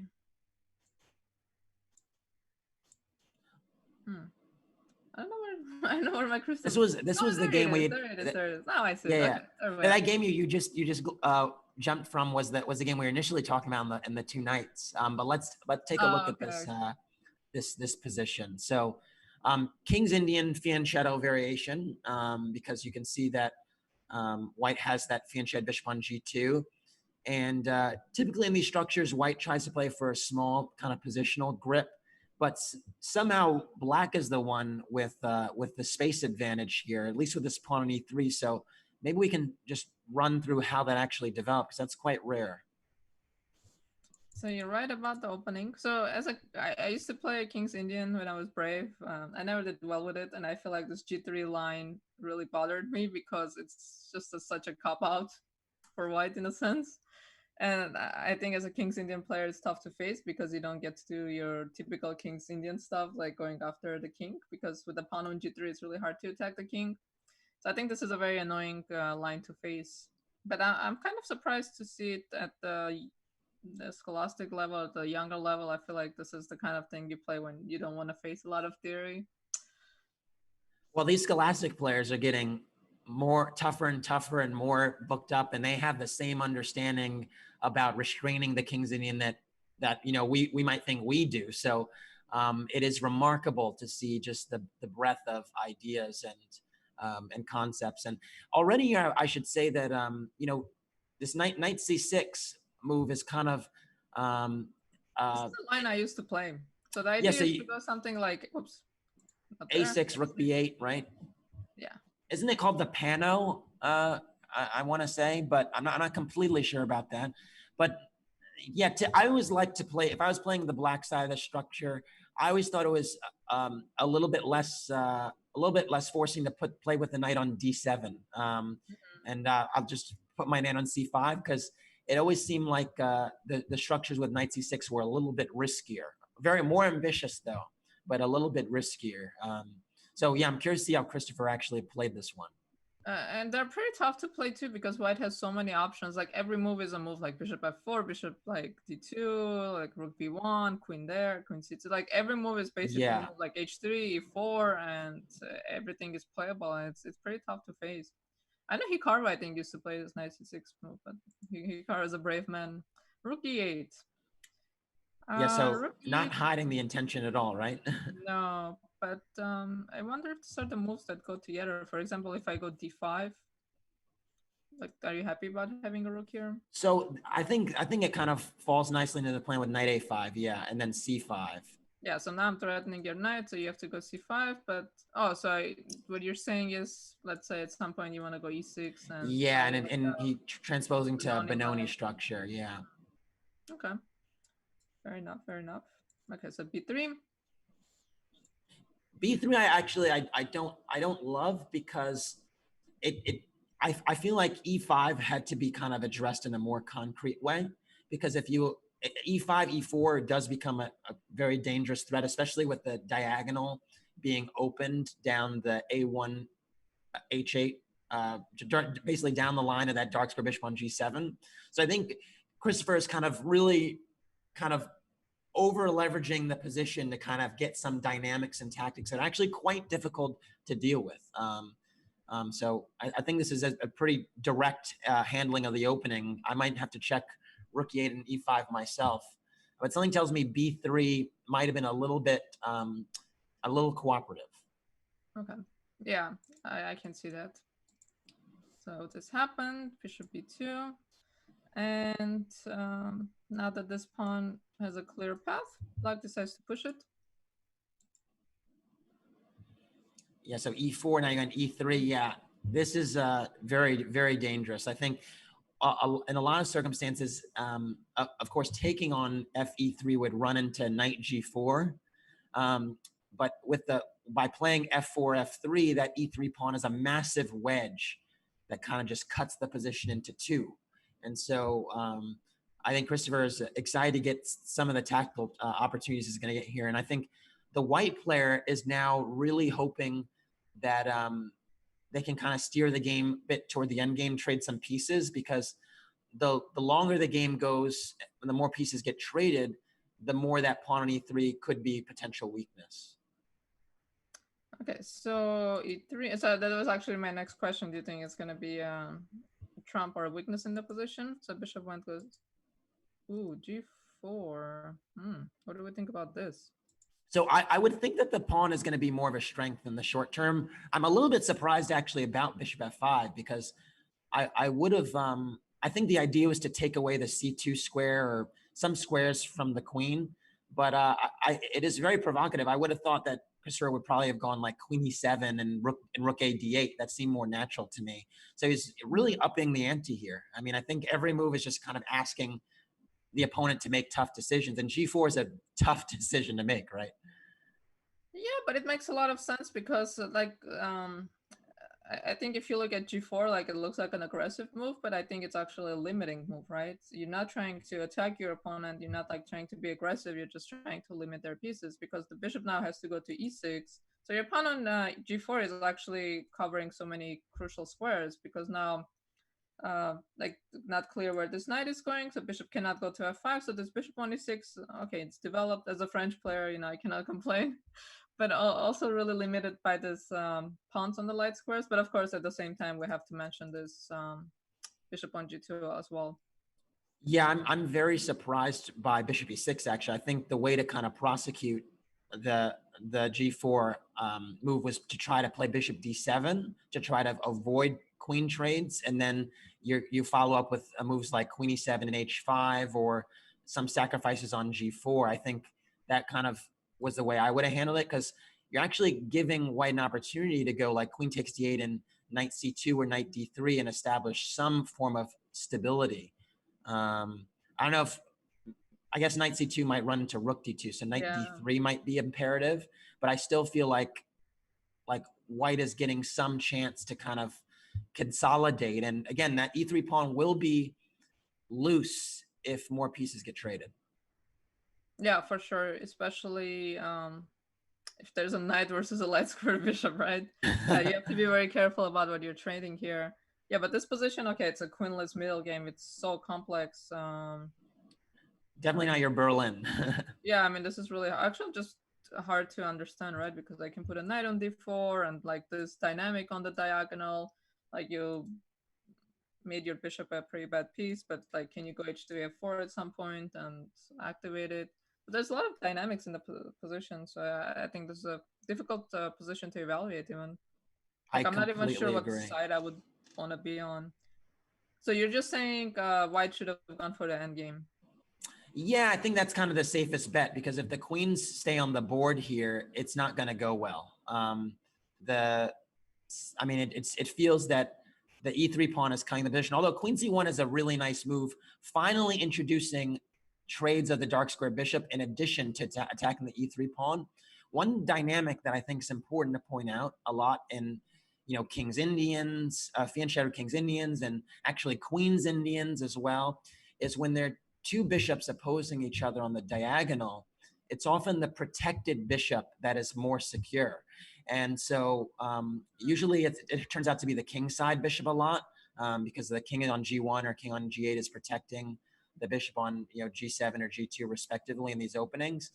And so now with queen c1, that bishop on b2 is finally a little more secure, which means the knight isn't pinned and there aren't as many tactical dynamics at play. So really, really smart by white the last few moves to try and consolidate in that way, because the pride of the black position is this dark squared bishop on g7. So I think white has done well trying to kind of deal with the cramping that of the e3 pawn here. So how do you defend this pawn? That's a good question. I think you can actually entertain playing a move like bishop h6 with the idea to kind of say, take that pawn, I dare you. And then, you know, maybe there's some pins here.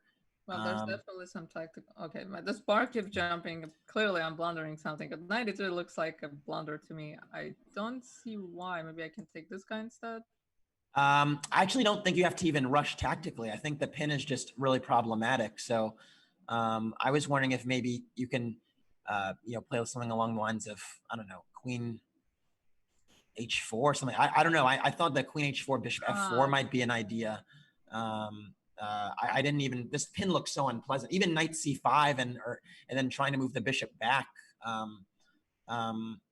Yeah, I think the bishop on e6 is probably holding back the knight on c3 from like knight d5 jump. So I think that's why the computer's saying, don't touch that. Just put the bishop here, even. Yeah, the Yeah. problem with grabbing a pawn like this is basically what you're doing is you're making it so like two of your pieces cannot move. So your knight cannot move and now your queen cannot move. So it's really not worth it to grab a pawn and eliminate two of your pieces out of the game, basically. Yeah, but Right. bishop h6, let me see if he has moved. He has not moved. Bishop h6 looks a little sketch to me. Yeah, the diagonal's soft. So knight e4 is a nice one. Maybe knight Also, e5 even. yeah.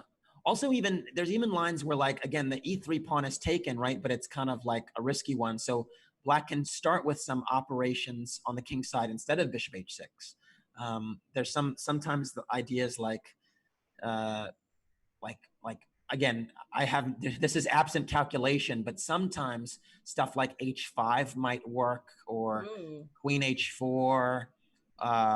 They're just different. There are various things you can do to kind of try to wrestle the initiative.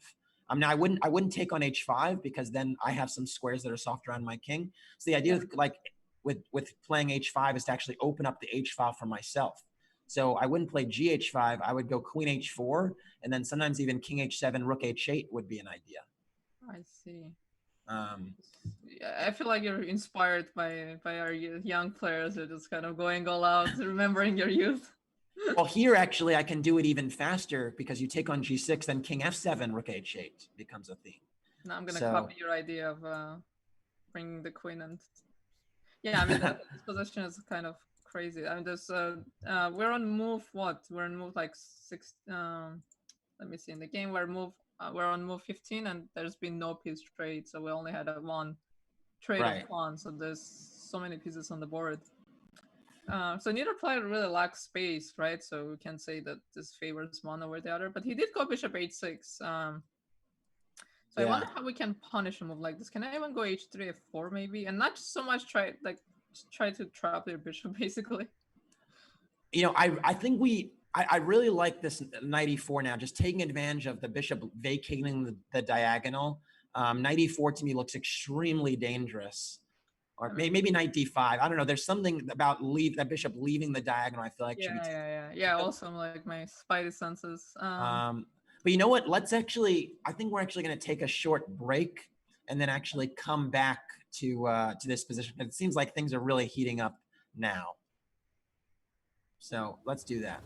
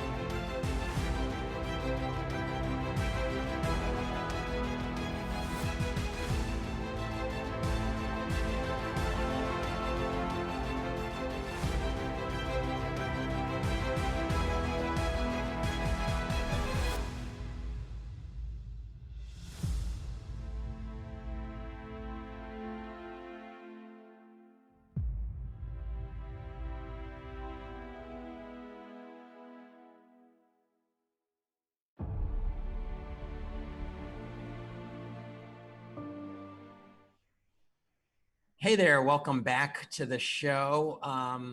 There's this game that really just caught my eye in the break because you see a position where, white has no pawns around their king and it, really just jumps out at you.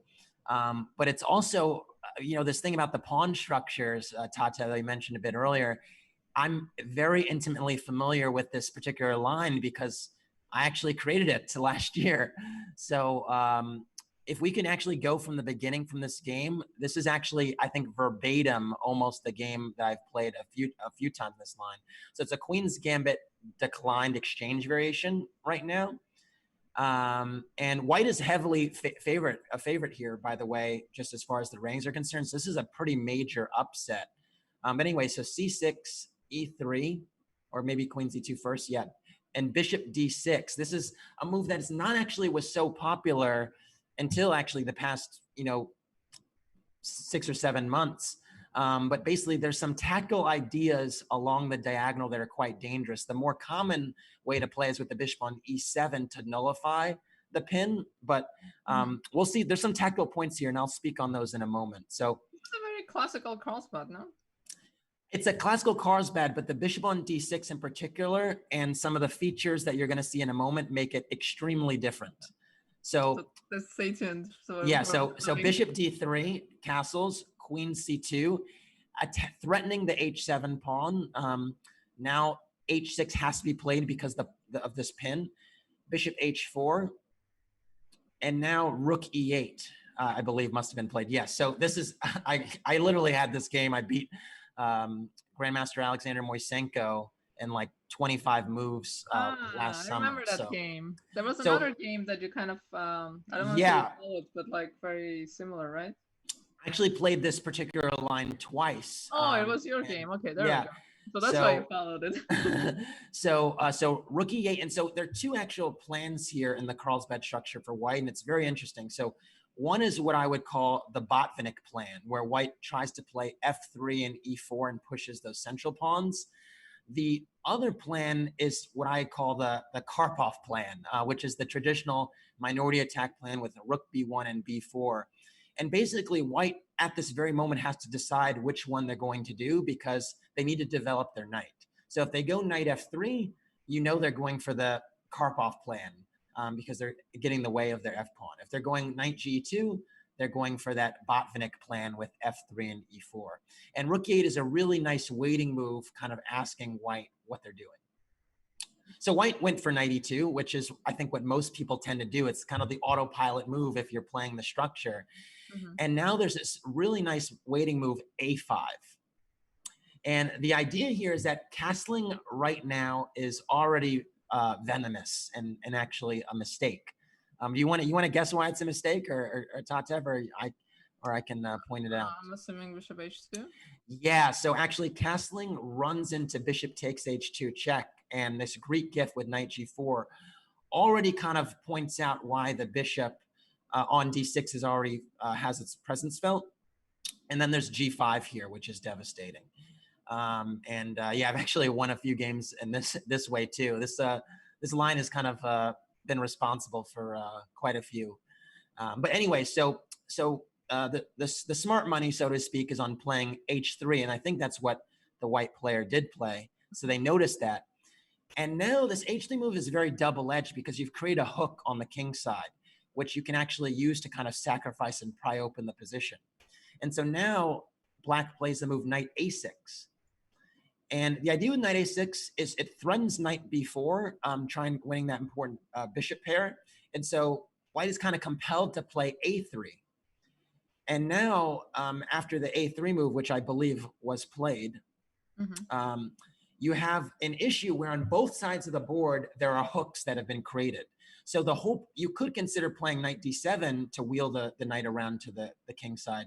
But the point is, by playing knight a6, you get a tempo, and you actually discourage castling queenside, because now that a3 has been played, black can play b5, b4 very quickly with tempo. So after a3, now knight c7 is played, spinning the knight back.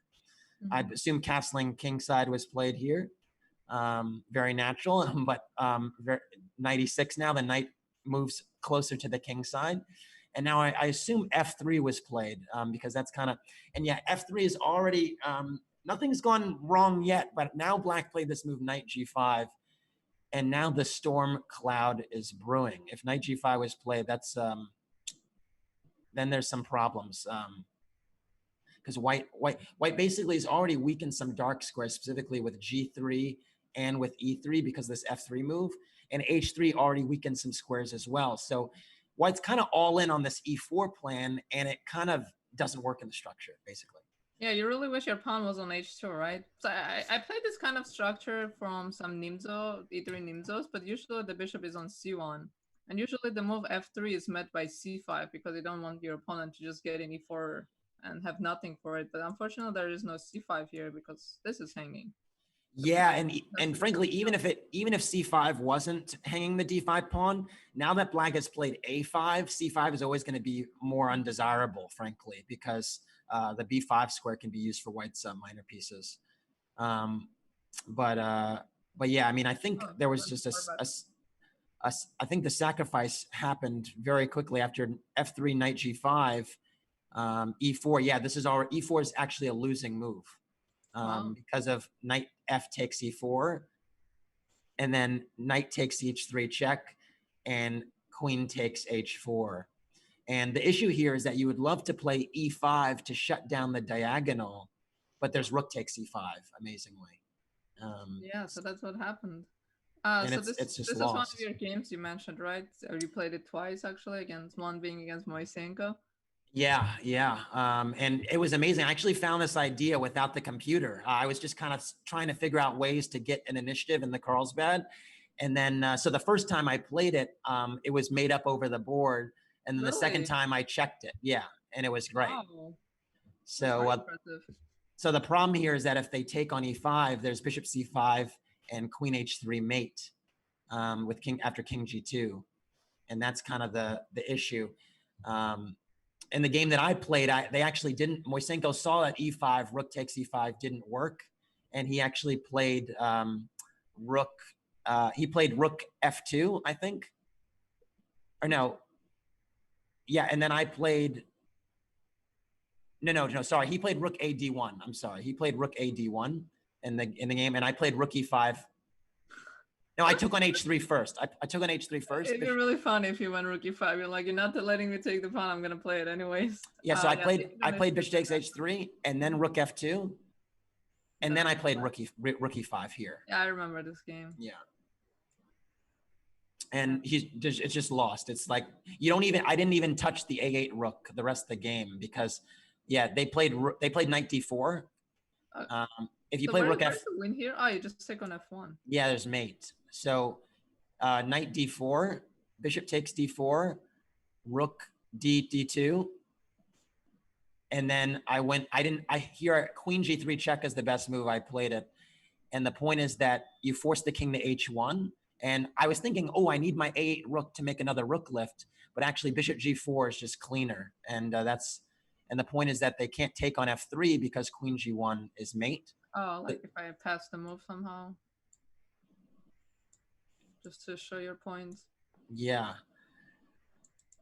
And so in the game, bishop f1 was played by Moisenko, and then I went bishop f3 check. Anyway, bishop g2, and then queen h3, and he resigned. I mean, you've come this far. I should have just let you checkmate. Yeah, I was thinking that, but but yeah, I've actually seen a whole wave of bishop d6. Bishop d6 is I'm campaigning for this to be the Corley variation of the Queen's Gambit exchange with bishop d6, but we'll see how that goes. Yeah, so let's set the game. So all of this. So this game is not looking very good for white right now. So you are up only a piece, but your opponent has all the pawns. How many pawns is this? Oh, so 4 pawns, and at any moment, black can consider giving a bishop up for. Ooh, bishop takes e5 is beautiful. Wow. You cannot take because it's like checkers. In checkers when one piece takes everything. That is amazing. Yeah, bishop e5 is a beautiful move. And I have to mention that the black player is rated 1500 and the white player is rated 2100. So there's a big rating difference. But I think especially now with all this quarantine and kids not playing, those ratings don't really matter anymore because we don't really know anyone's true strength. That's actually a fair observation. I mean, we used to, when we played nationals back in the day, there was sometimes this bias around people from different states having different ratings. But I think especially now, that is a really good point with internet chess, that people are improving all the time and you just don't know it. I can honestly, well, I can probably say quite confidently here, I'm sure the black player was familiar with this game, this idea, because you don't play, you don't play any of these moves on your own. It's a very specific concept. So I'm glad to see the young ones studying some things. Your legacy. I wouldn't go that far, but actually here after Queen F2, is there a Bishop G4? Was that mating actually instead of Queen H5? Did Bishop G4 check win on the spot? Wait, your queen is hanging. Sorry, not G4, G2. That's what I meant. I don't quite. And then Queen G4. But I don't see the win. And then Queen H3. Oh no, the king can go to G1. My apologies. Okay, you can still take on D3, but yeah, we don't want to do this, right? Yeah, no, I was, for some reason I thought there was almost a mate, but no, there isn't. Okay, so Bishop E2 was played, Bishop G4 takes on oh, he just wins a piece. Yeah, and yeah, I'm happy. I think I'm pleased with these developments. What do you think about Queen G4? Queen G4 is not my top move. Honestly, I think it's totally fine. I think what he's going to do is going to trade and then put the bishop on E6.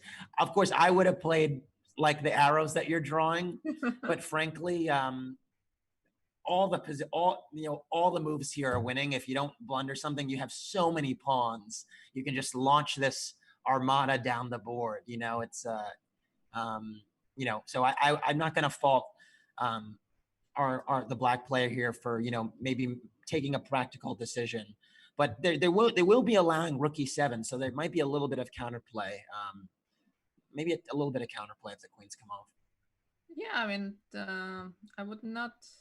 I mean, when I see a king like this, and then I see a rook that could be lifted, like rook lifts are my favorite idea in chess. So, when I can spot it, of course, I'm biased towards it. But yeah, I would love to put my bishop here, and I think this is just going to be checkmate soon.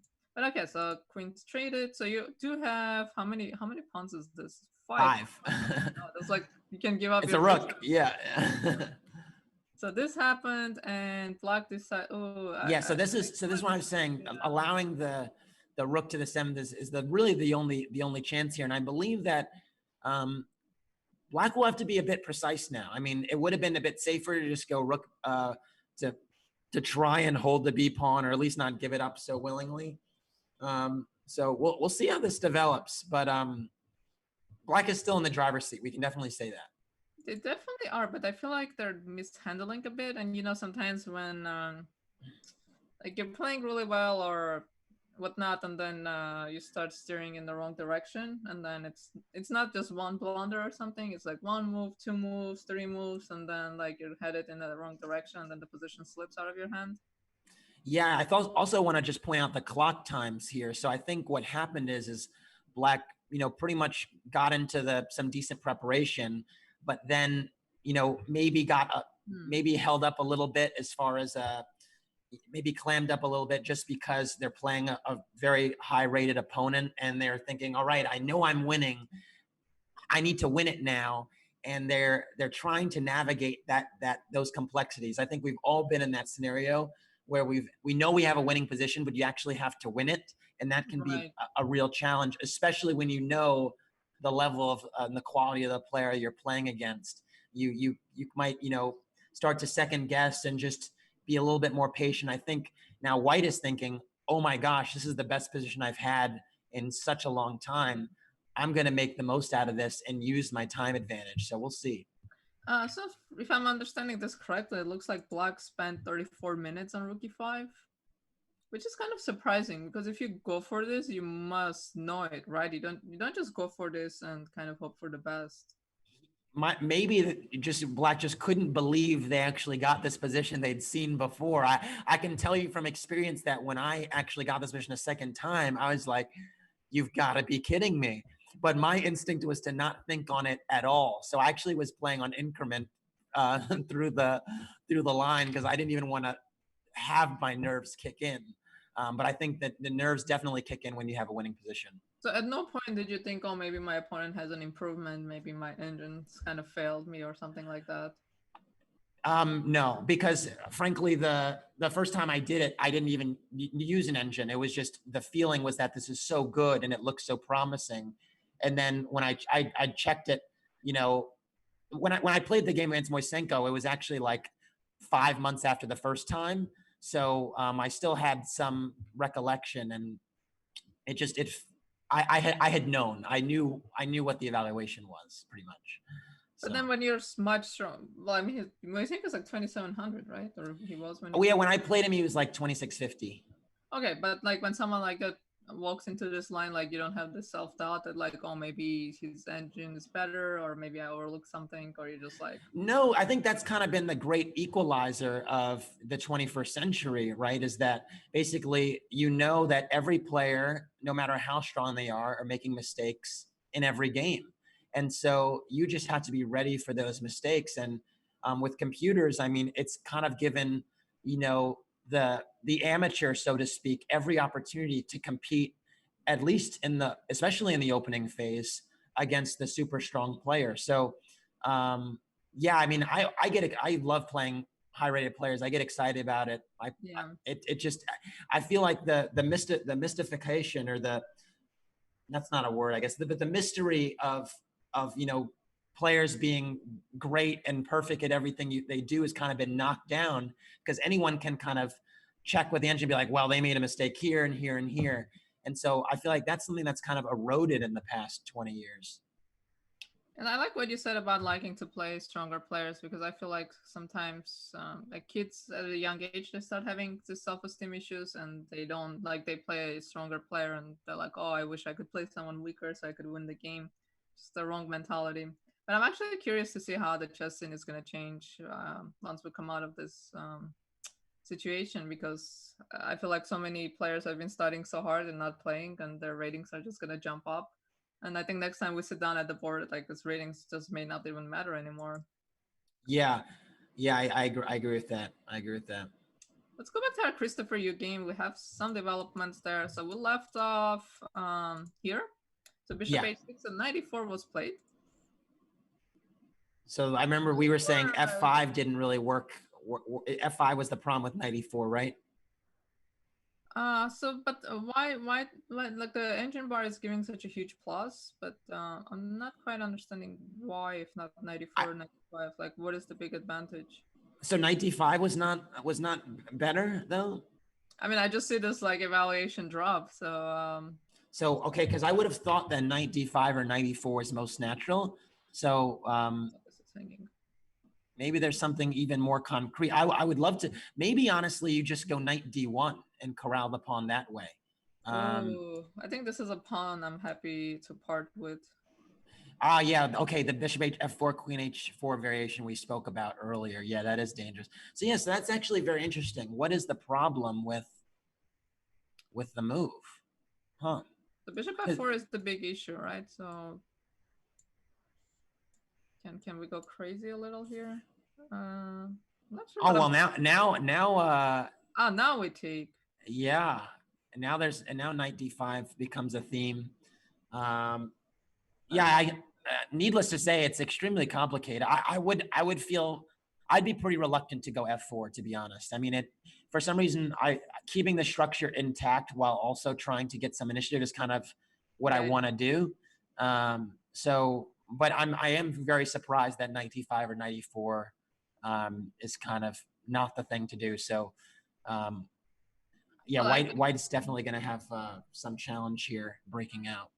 Well, I mean, I can go f4 because it's not my game, right? So if f4 is a blunder, then I'll just take it back. So 94 looks like a very natural move to me. So bishop f4 is very good. So it's actually funny how the bishop on f4 is so much better than on g7, especially against this bishop. This is actually quite fascinating, because you would think this bishop on the long diagonal, this white bishop facing your king, you would need your bishop on g7 to counter it. But I guess you can just park someone on e5, one of the knights. Like, for example, if the queen tries to checkmate you. Oh, queen e1 was actually played. f5, so like something yeah, like now this, it's dangerous. Knight e5, maybe the other knight. I'm not 100% sure which knight needs to go there.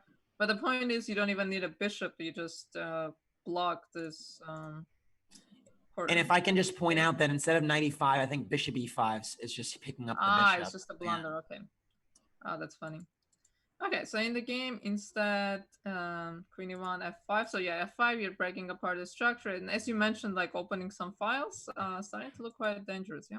Yeah, now I think Christopher is in his bag a little bit. Just as far as the king safety is concerned. Queen f6 is a very interesting move. Explain the pin. Rook b1. Yeah, now this queen is going to transfer to h6 probably, and yeah, I see some dangers here with king f7, rook g8. I just know what you're gonna say before you even say. Yeah, it's just these we're becoming so acquainted. First time doing commentary together, but we already know each other so well. But yeah, let's actually step away from this one, and we do, I think, have the seniors underway right now. If they're maybe we can perhaps try and check some of those out. Yeah, let's definitely do that, but let's stop by Arthur Go's game because that's another game we took a look at. So these are the top two players in Barber, and the Barber is middle school state champions tournament. So these are middle schoolers who are already international masters. So let's take a quick look at this game, this exchange sacrifice that we saw, and then we can move on and let's see how our seniors are doing. So where did we leave off here? We left off a long time ago. So we saw all this, right? Yeah. We saw this. Yeah, and then we were wondering about the future of this horse. Yeah, I think you were kind of accurately assessing the position 5 moves back, and I was kind of grasping for straws, and I kind of sided with you in the end, but begrudgingly, we can say. But yeah, the game kind of took on the course that you kind of said that it would. Frankly, white is now just an exchange up. Little compensation, although king b2 is surprising to me. I again would not have walked my king into the diagonal of that dark squared bishop, but it does seem like white kind of had things under control, and at least in the position, the live position, it seemed that white had managed everything.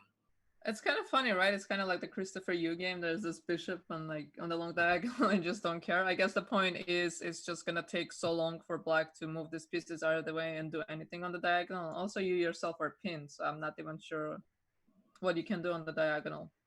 Yeah, and maybe even c4 is some type of threat as well, just undermining that knight on that e4. But of course, there's some hanging pieces we got to deal with. This is annoying. Because now you want to go c4, and now you still want to ask this knight where it's going. Can I not? Excuse me. I'm a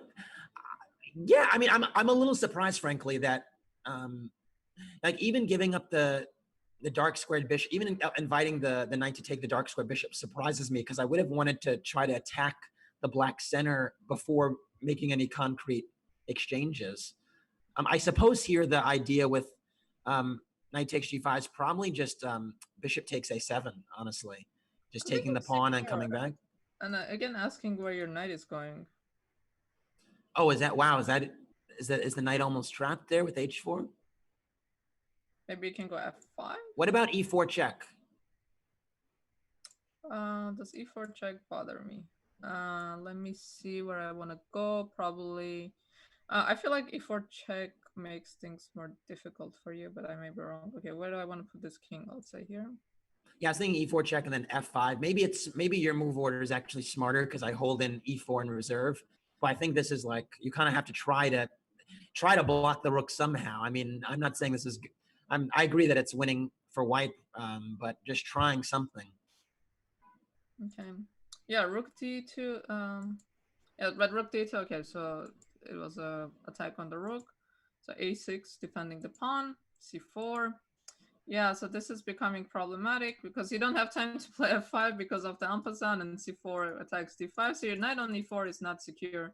And this is the thing about this imbalances, right? Like queen versus 3 pieces, or rook versus minor piece, or even versus 2 pieces. It's if your minor pieces have good outposts, because if they don't, they just kind of get harassed. Like if you have queen versus 3 pieces and your pieces, your minor pieces are not secured, then the queen can just keep harassing them.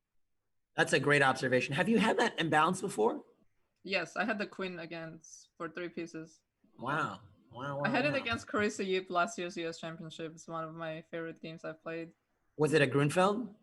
No, it was a French. Wow. I'm gonna have to check that game. She went e4, e6, e4, e6. She went f4, and I was like, oh, come on! Like, what is f4? And then some crazy things happened, and yeah, that's definitely one of my favorite games. And actually, Carissa was playing in the Danker tournament. I believe she tied for second, I want to say. Uh-huh. Okay, so now everything is hanging. So you're just, I mean, the thing about this e4 pawn, it looks threatening, but you're actually not going to hang on to it. And something tells me that a6 was actually kind of like the last mistake. I think Black had one more chance to kind of figure out the knight situation before a6. I was thinking of maybe, something along the lines of f5 here, or maybe h6, or I mean, I don't know. It just felt like this was the last moment to clarify. Maybe even knight d6, but it just seemed like this was the last moment before the thing kind of just blew up. Yeah, a6 is very optimistic. A6 is the kind of move like you don't feel the urgency of the position. You're just like, okay, my pawn is under attack. I'm gonna defend it. You don't feel like, oh my god, my position is about to collapse. Like I need to find something. I need to make sure like I'm hanging on. So I think it's this lack of urgency in the position. At least that's what it feels like to me. Yeah.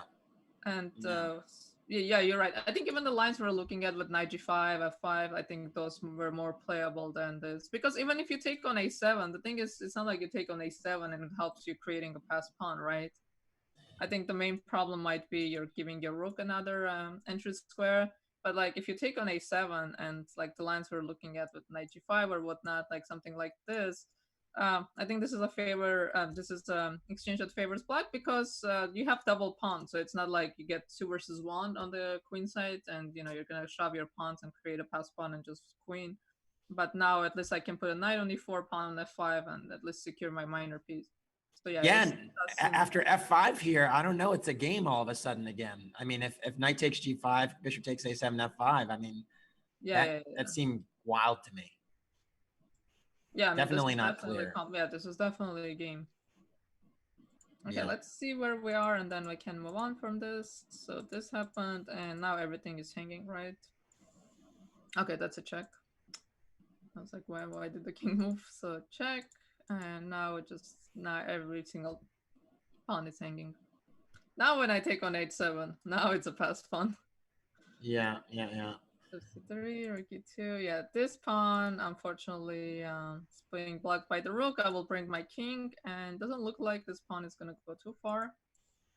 King c2, bishop d2. Problem is at some point, even if I take, how are you going to cope with... he just took immediately.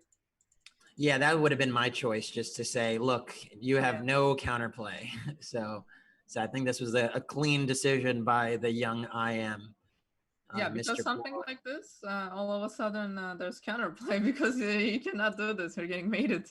Yeah, I was going to say that I am kind of, even when you're in tough positions, you want to try and ask problems. And I was impressed by the resiliency just to play e3, bishop d2, king e4. Like that's, saying, look, I'm in a tough spot, but I'm going to fight till the end. And so full credit to Black too for making this a game, pretty much.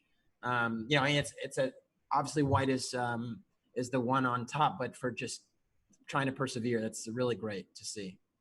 Yeah, and this is something I think as a chess player, it's your job to make your opponent's life difficult. So the more problems you can pose and more questions you can ask your opponent, the more likely they are to make a mistake, even if you're in a bad position. Like the more if every move is a decision, then you're just increasing the likelihood that one of those decisions might be a mistake, right? No doubt. No doubt. Okay, so let's see. So this happened, and now this just feels like the position is just going to play itself out. Yeah, this is just going to be game over. And actually, I'm seeing that Christopher Yu's game is over too. So we just look away for 1 second and the game ended. So I'm predicting this game will end very quickly too. But let's see what happened in Christopher's games. Ooh, some kind of a sacrifice. So we left off here and the game ended in like 5 moves. Not even. So we left off here. We saw all this. We saw all of this. King f7, we saw this, knight d5, and Christopher decides to take and completely ignore the fact that his knight is under attack, play rook g8, threatening queen h3. The point is being, if you take my knight, I will take on h3, and I have so many checkmating threats on h2, on g2, that I don't know how you're going to deal with all of them. So if you go here, I might have immediate checkmate, but the thing that I like was... maybe I shouldn't do this. No, okay, I can just take. We don't have to be this fancy. Yeah, you get, yeah. And play here. But the line that I wanted to go for was, what did I do? I took on, being unnecessarily fancy. So here, really don't have mate here. I thought rook g8 wins. It does. No, I'm mating you. Yeah, I mean, it has a puzzle rush feel to it, with the rook swinging over like they did. It does have that kind of dynamic, I think. I mean, like a line between h3 just looks too fast, too scary. Yeah. Okay, so White decides that he's gonna get out of the way, but apparently it didn't matter because rook g2 was played and White had to resign in view of I'm threatening mate on h3. So it's kind of funny, right? How this g2 bishop is like the best defensive piece for the king. And the king here, even though it's surrounded by some pieces, it still feels very lonely to me because none of these pieces are really defending it. And after I remove the defender, if you take back, now we can just show how this game is going to end. And now we take on h3, and this is just game over. Yeah. So yeah, I think that was a pretty interesting game. I think you saw, where Black's attack could come from in this type of structure. I also thought White had some opportunities and did a very decent job. There was like 5 moves after e4, e3 was played, where White was kind of consolidating neatly, and then all of a sudden the game just turned after, with this f5. So basically, I think the conclusion was these knight jumps, which seemed kind of natural for White, knight d5, knight e4, opening the dark squared bishop for White on the diagonal, turned out not be good. But it was tough. It was a tough position to play for both sides, no doubt. Yeah, so this was a critical moment. So okay, we have an engine bar. I don't know what our conclusion did. We say like f4 was a good move or something, right? But like it's so hard to find this, and again, like I'm checking without engine, so it's just based on our understanding and our calculation. But like I don't know if f4, like imagine if let's say f4 is the correct move, and I think the bar stays out when we play it, is the only move that holds on to your advantage. So you can't say that White has a White has a good position because, I mean, okay, obviously White has a good position, but like if you only have one way of playing, that it's not the same as, you just have a good position and most of your moves are good and you just have to make a decision. But if it's so critical that only one move gives you the initiative, gives you the advantage, then I think it's more fair to call the position complicated, right? Yeah, for sure. The narrower the path, the harder it is to find. So regardless of the evaluation. So before we actually go on our break, I think we couldn't perhaps check in on like a few of the senior games that are underway, because I actually some of them actually caught my attention. These are names I am frankly intimately familiar with. Whether we have I see Michael Rode from New York is playing a game with Black. I think his Do you see this one mentioned? I just also it caught my eye that the Casa Crowley variation is not faring very well in this game. I think White is getting away with it. What? Oh no, that's too bad. Right? Like this current position. Okay, let's just breeze through the game because they didn't make that many moves. So this happened. 1 pawn fell. I don't like the fact that Black is playing without a king and without a rook. Black has to bring the pieces into the game. Like the pawns alone are not gonna queen. Black is still winning though. I just want to point that out. Well, D4. D4 I don't agree with, but I see the point of D4. Trying to put the bishop on D5. Yeah. That's clever. Yeah, and rook e5 is super nice move because if you go f6, you are going to live to regret this decision. With now you're playing without a king, and I actually didn't even see this happen. And like when I said Black, I don't like that Black is playing without a king. Like this is in an endgame, this is always a problem. Okay, so let's see. So king g7, yeah, 1 pawn. So you're losing all your pawns. So now this position is very unclear, I think. So it can be anybody's game. Yeah. Yeah, that's very unfortunate. It's such a brilliancy that you know might still work out in Black's way. So whose game do we? So Michael Road is Black. Okay, I see it. Do you see his username? Yeah. Okay. Cool. Oh yeah. So here we are. Yeah, we have this position here. I think I can guess this opening as well. I haven't seen the moves, but if I had to guess, I think this is a Queen C2 Nimzo and specifically the Berlin variation with C5, because Michael Road is a regular practitioner of the system with Black, where basically, you know, you play bishop b4 against the Queen C2 Nimzo, and then you drop the bishop back to e7 later. That would be my best guess, but of course, the knight on b7 does not leave a tremendous impression. Yeah, I keep clicking on this knight. I was like, you're like alert. But I will say Black's position is remarkably resilient here. I mean, it's not as bad as it looks. Yeah. So the c5 line, I've actually played this specific line with White against him at least 3 or 4 times. I've played this myself. I played this several times. I played this against Irina Krush.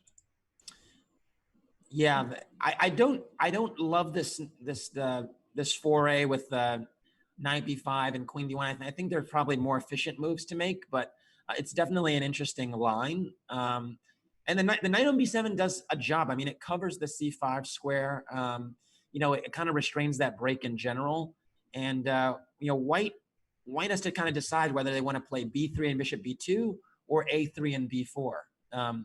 When you play a3 and b4, the c4 pawn is a little bit sensitive. So I think White went for that.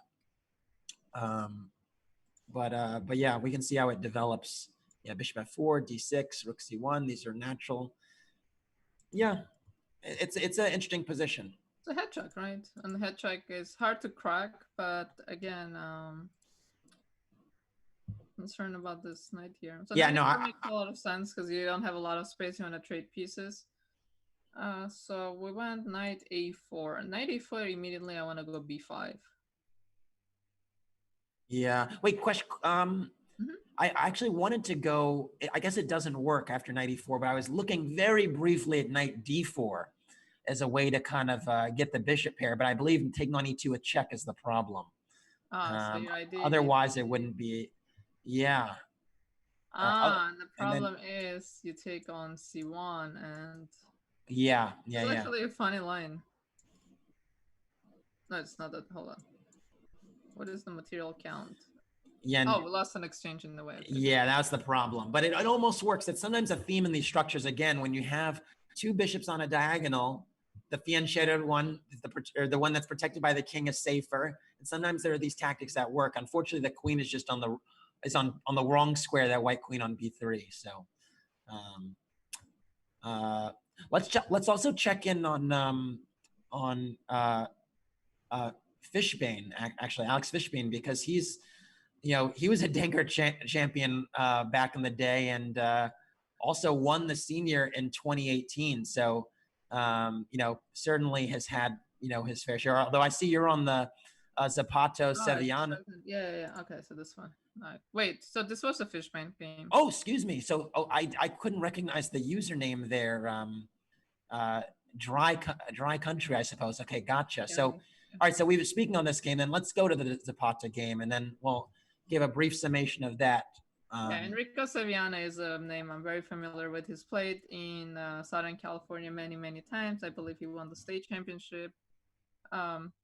He's a very dedicated French player. Very time travel addict. Like he would spend like 30 minutes. Really? Like he's always in time travel. It doesn't matter if he plays a lot of theory. Like it doesn't matter.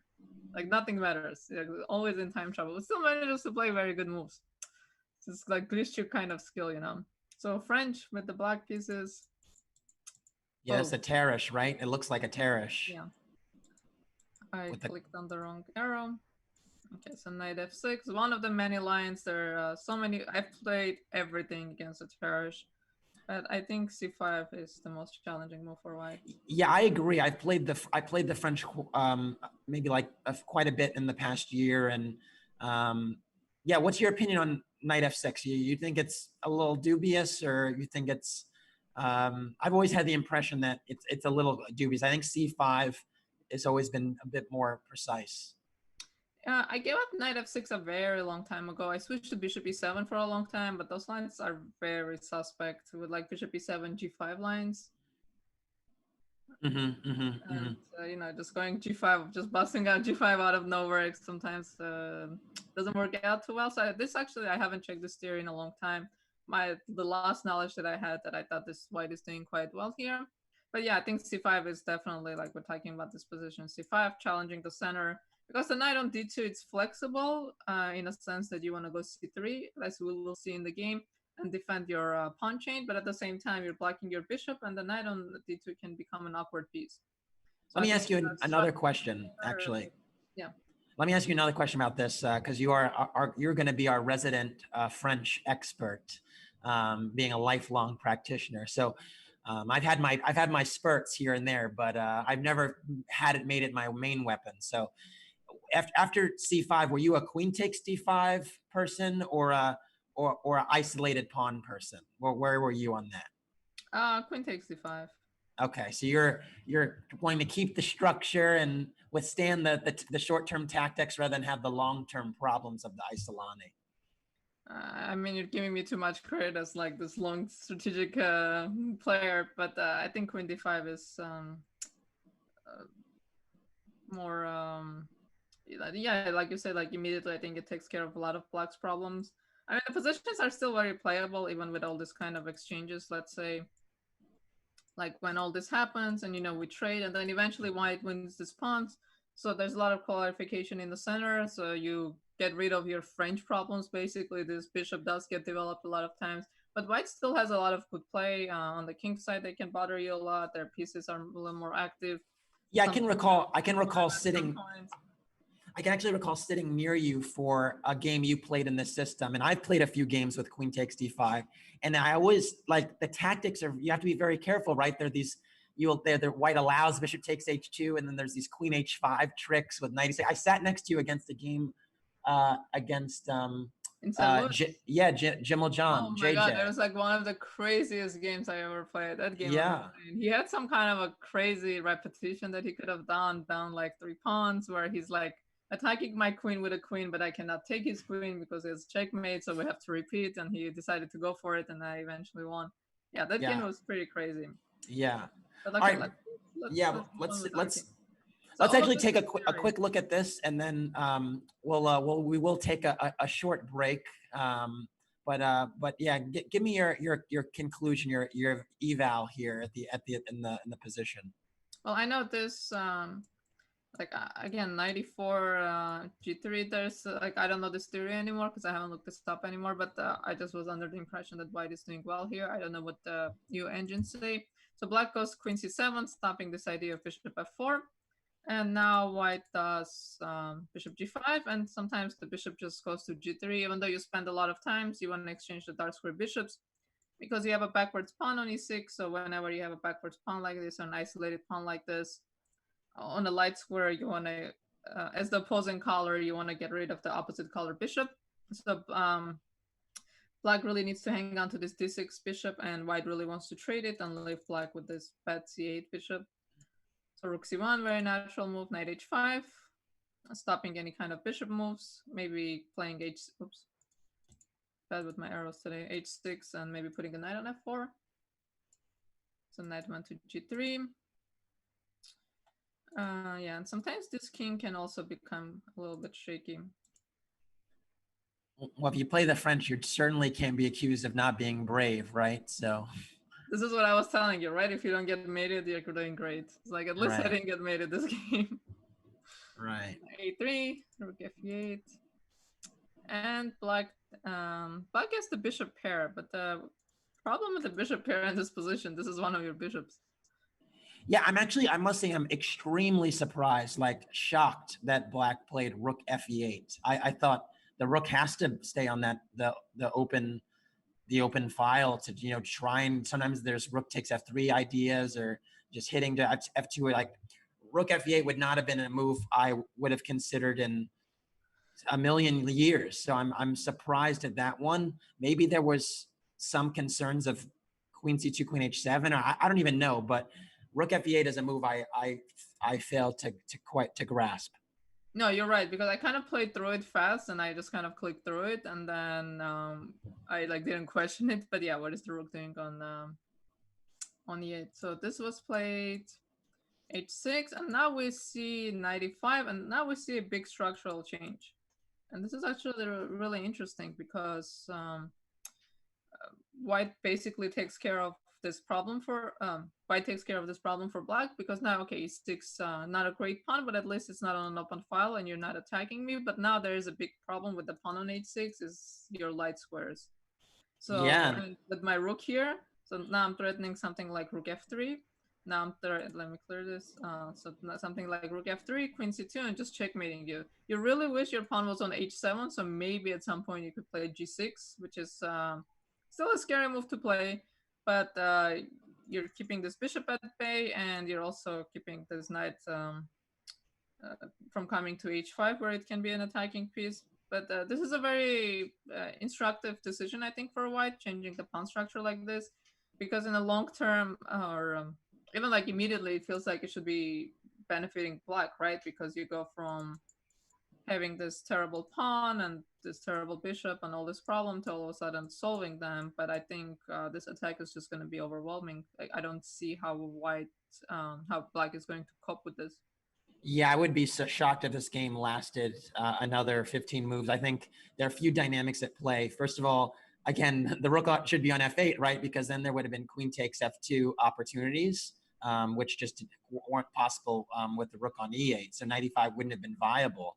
Secondarily, black lost the bishop pair, which was really basically the only trump in the position black could claim. And so the fact that they had to forfeit that with the exchange is a bit unfortunate.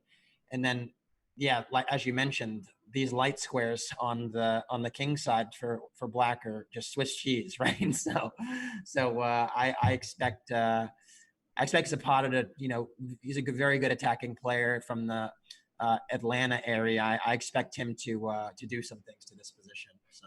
Well, let's go back on. Oh, sorry. What do you think about this king h8 move? Like this move, kind of.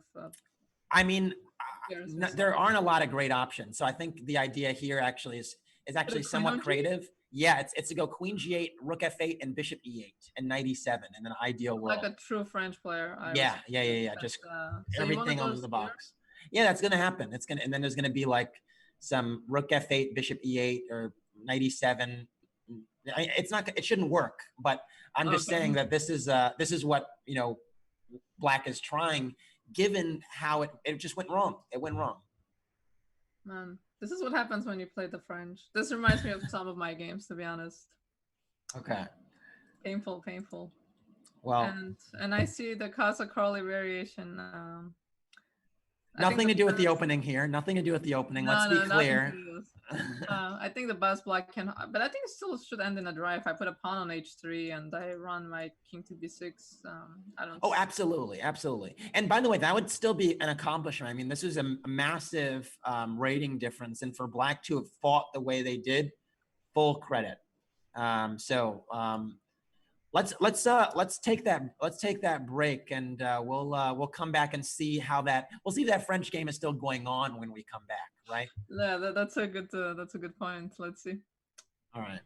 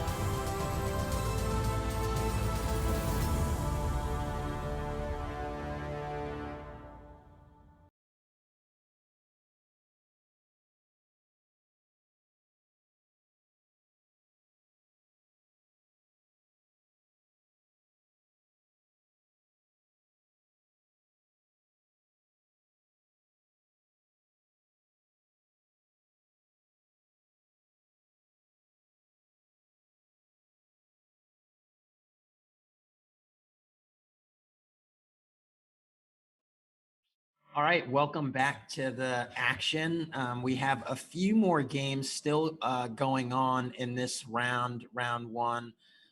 We left with this end game that we think is pretty much going to be a draw. I don't see how white is going to make progress, having to worry about the kingside pawns, and black also having to kind of babysit the c pawn. So kind of a deadlock there, right, Tatev? Yeah, because okay, if I move my rook back, for example, and you try to, so I always have to keep an eye out for h2, which here, okay, h2, you will lose the pawn, so you cannot do that. But even here, I feel like it might be a draw, but there's no reason to give up such a strong pawn. And you go king d5, and I check you, so you have no choice but to go back. You're not gonna go up and give up your c6 pawn and then let me run with my b pawn. And if you go back, for example, and no, that's not what I was trying to do. I'm trying to pass the move, but I'm not sure how. So you want it to be black to move? I wanted to do something like this, and I just wanted to show you that something like h2 might become problematic here. Although here there is a trick with rook h7, rook h7, but point taken that if the rook has to come back to a1, then the bishop f3 supports it, and that would be game over. So probably headed toward a draw there. Yeah, so I would say this is a great result for white. I think it's really nice when you're kind of busted out of the opening and your opponent's just beating you, and then you can escape with a draw because lesson learned and point not lost. So it's just completely win-win situation.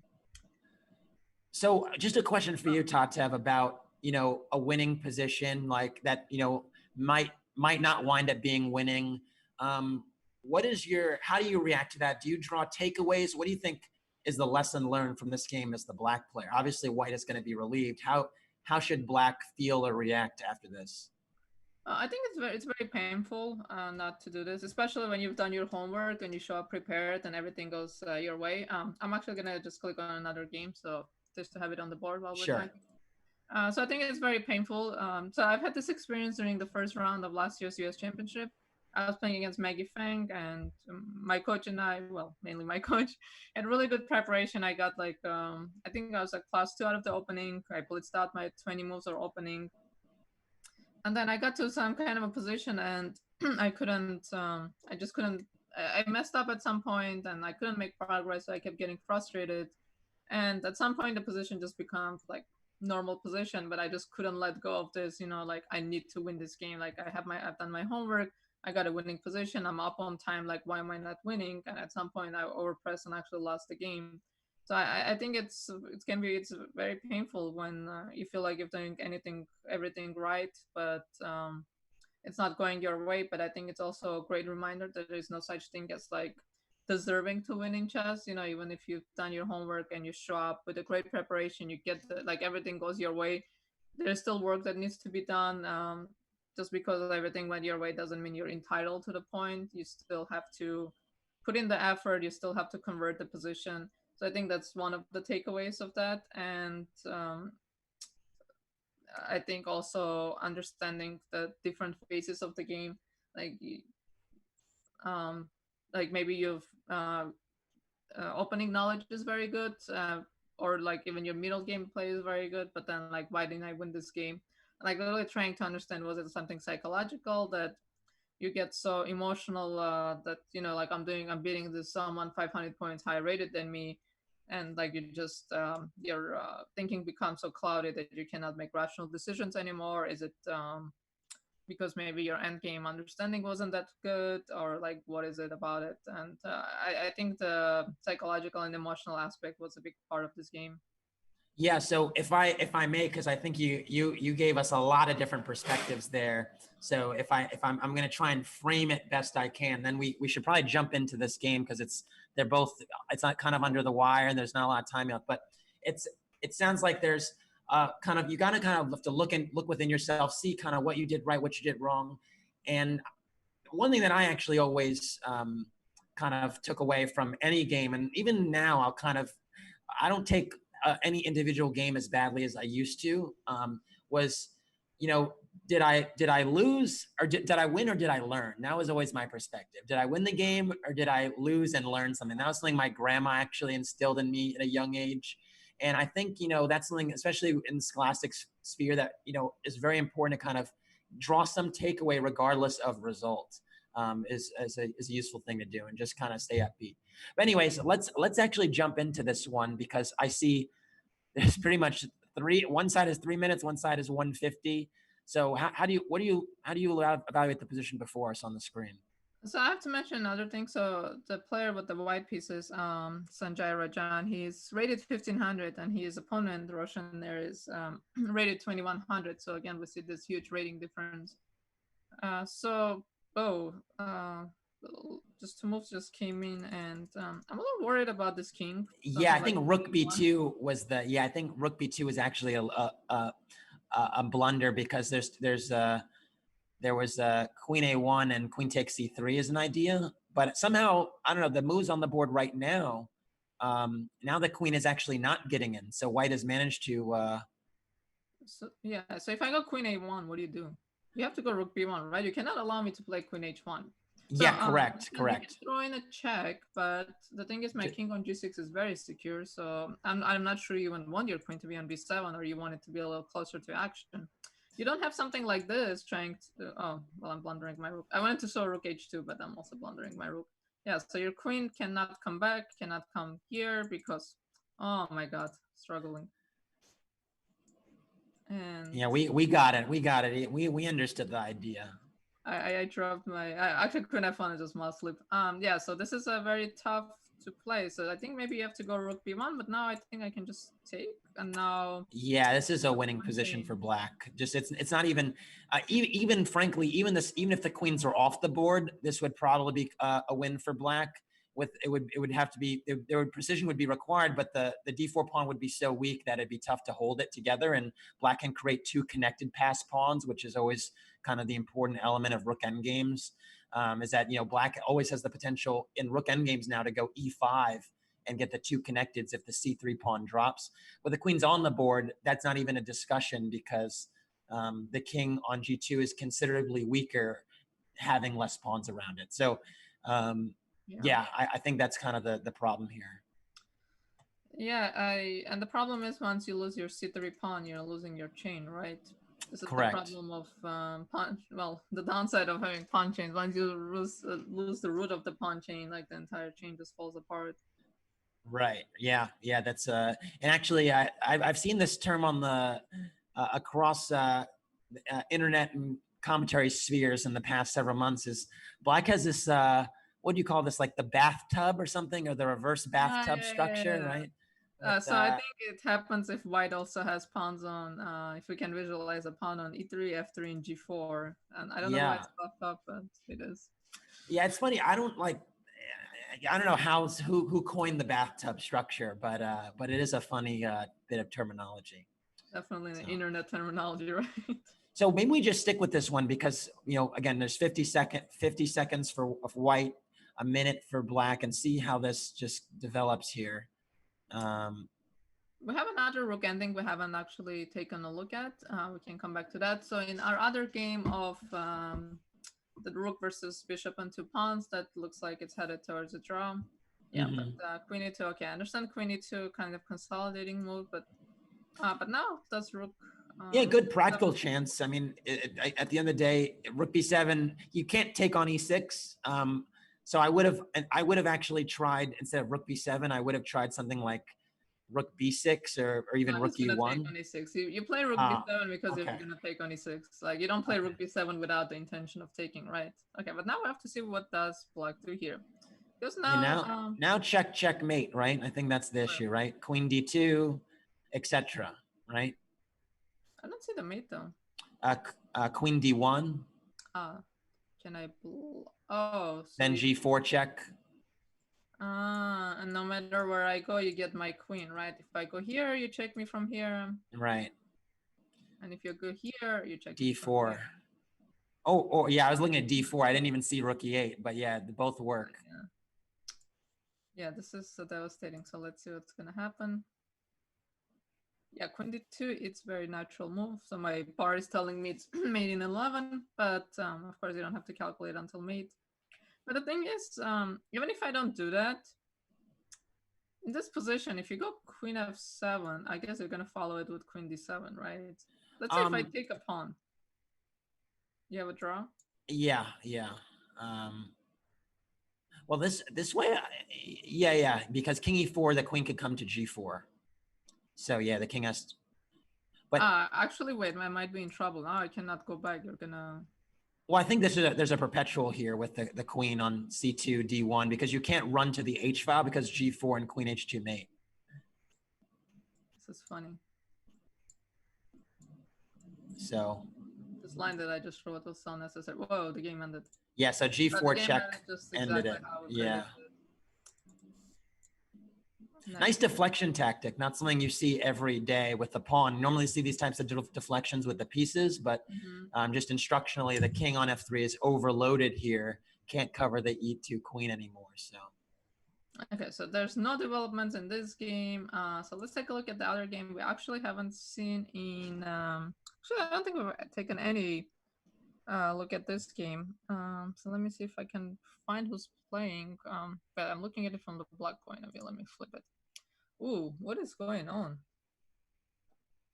Very, very, very interesting endgame. I think this is a draw. I think what will happen is that, white can play h5 and king g6, but black always has rook a7 at their disposal. And I think we'll have a scenario where the rooks will sacrifice themselves for the opponent's pawns. Typically, the even material and rook endgames, if neither side's king activity is too bad, they should end in a draw. So. Oh, this is actually a big upset because the black player is Maximilian Liu. Max Liu. Yeah, it's Max Liu, and FIDE master. He is playing against the 1900. So there's again, we say 500-point rating difference. So this is a huge upset if white can pull it off. And yeah, I do agree. I think it's going to be like a rook versus one of these two pawns, and my rook this pawn, and I will give up my rook for your pawn. You'll give me yours. But let's see how it's going to happen. So what is white going to do? Maybe h5. Yeah, so really funny about what just happened with rook f6. Rook f6 is a I'm playing for a win move, by the way, because now the black king or the white king can't cross the plane of the 6th rank. So black's basically saying, I'm going to put my rook on a6 and try to not allow you to push either pawn. And so this is actually a winning attempt, which I think you got to respect given the time situation. Although Max is saying, you know what, I can play h6 and you shouldn't win this game. Oh, this is a losing attempt. Can I just go for your pawn? Like, I can always give up my... white is determined to make a draw, but could I go rook e1 and try to win a pawn and try to beat you? Well, I think the a pawn is running as well, so but I think it's probably still a draw. But yeah, rook e1 would have been an interesting go of it. Yeah, rook f1 was kind of like an implicit draw because Max is 15 seconds and counting, so... all right, rook b7 I like though, trying to go or rook b1, rook b7. Can I go king a5? I feel like white is I think like white is losing it at the right a little bit. I wouldn't be surprised to see black win this. Well, there's 24 seconds here. Right, but you're trying trying to force a draw, and then like your opponent doesn't go for it, and then like you kind of become flustered. All right, now they're kind of forcing king a5. So rook b7, I'm assuming. And now I assume a3 and rook a6, right? So a3. So, but I can still bring my rook back, right? Ooh, this. Do I have time to take it? Oh, I do have time to take it. You do not have a2. I take your rook. But what about rook a6? Rook a6. I just bring my rook, and I have 2 pawns. How's your 1 rook gonna stop 2 pawn? Okay, let me quickly show what I was talking about. We're gonna lose some action, and now. If you queen, I'm just going to... Yeah, brutal. It's almost like the end of Searching for Bobby Fischer, where there's like the check on the diagonal. Have you seen that movie where they queen with check? It's like, it's not quite the same, but it's like, it'd be quite the finale. I think you're losing here. What if I check and bring my rook around? So the whole idea is if you do this, there's rook b1.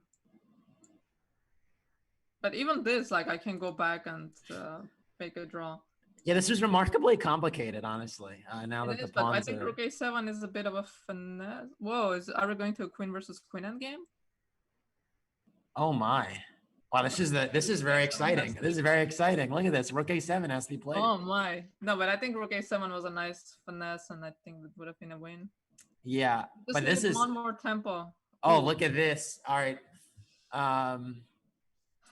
Yeah, this version is going to be super tough to hold for black. I think it's probably just lost because there's so many ways that the white king can shield themselves with check. So this is going to be a tough ask, I think. Okay, let's see. So then we're going to now queen f4. All right, king g6 first. This one now queen g1 check is an option.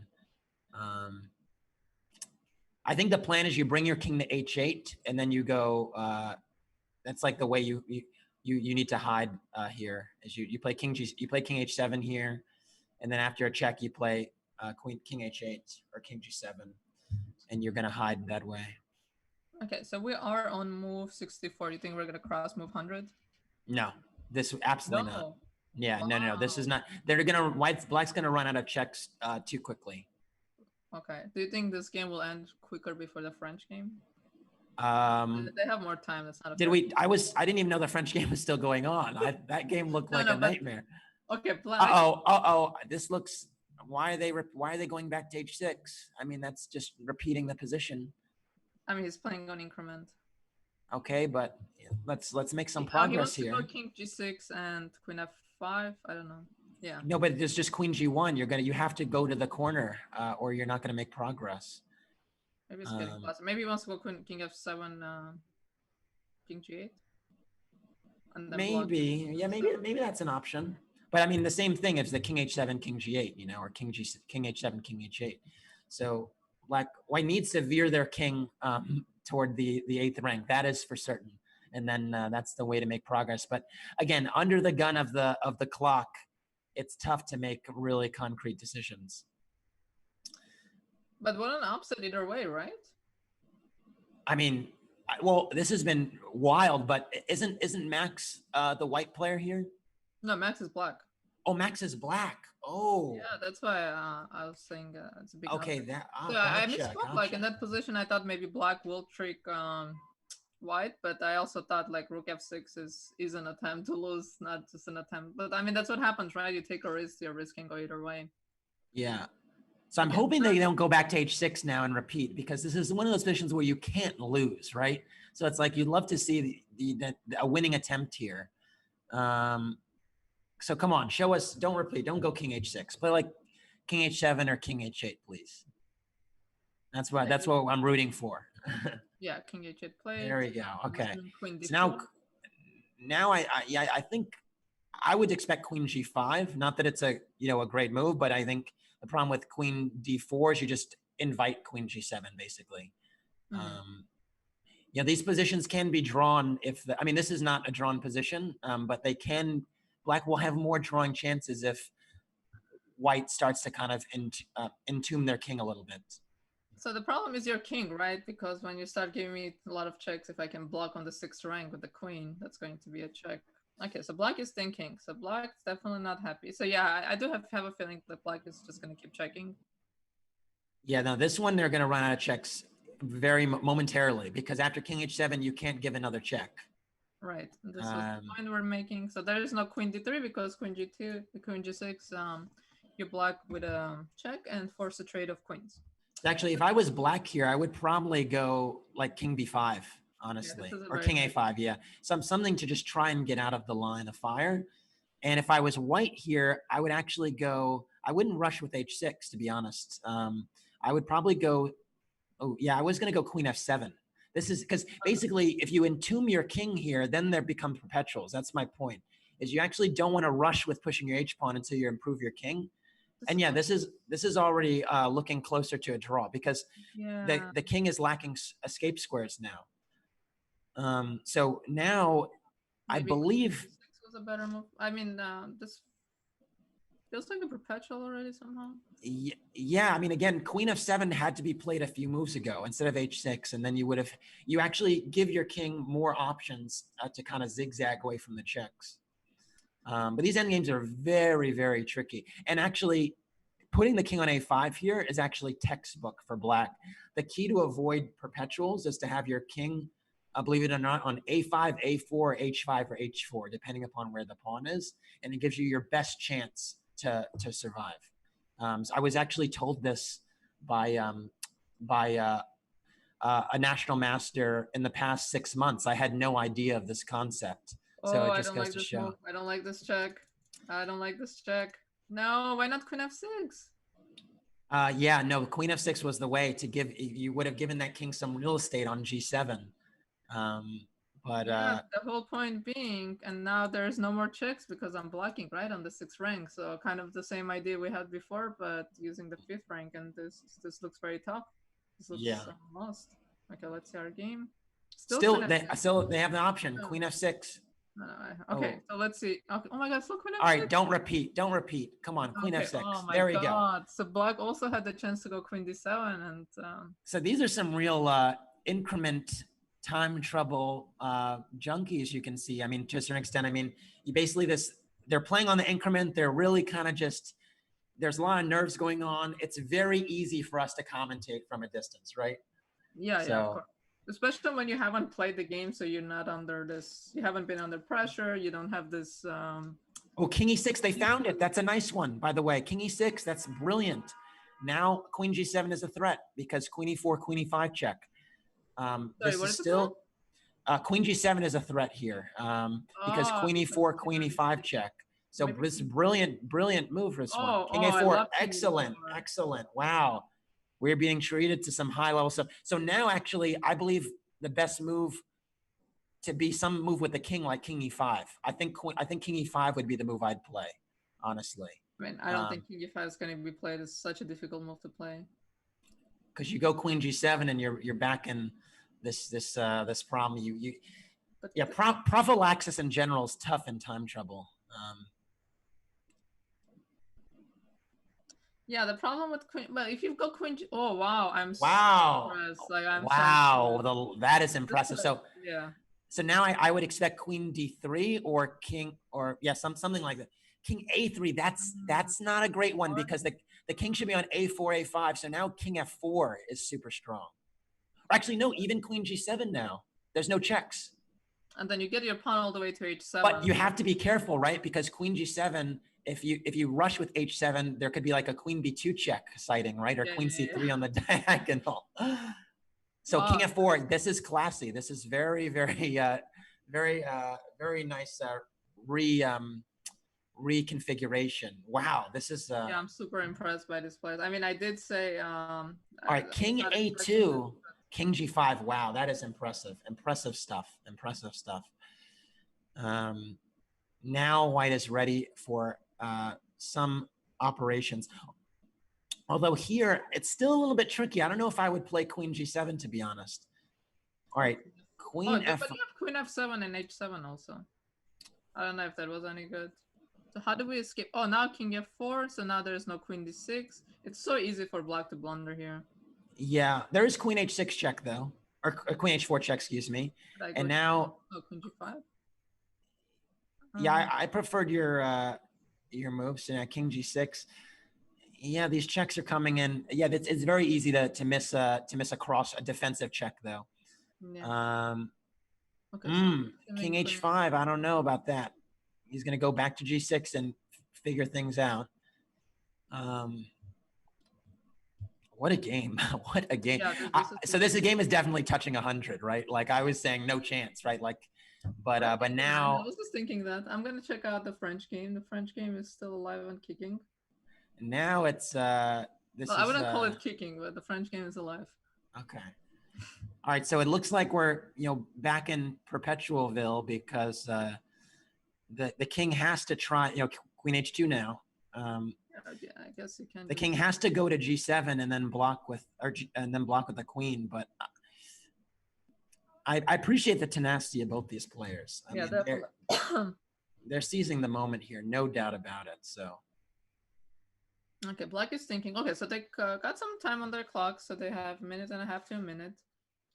So some time to think. So, but I almost feel like black can claim a repetition after queen h3. I mean, this has happened. I think it happens automatically in chess.com. Really? Okay. Yeah, I think automatically.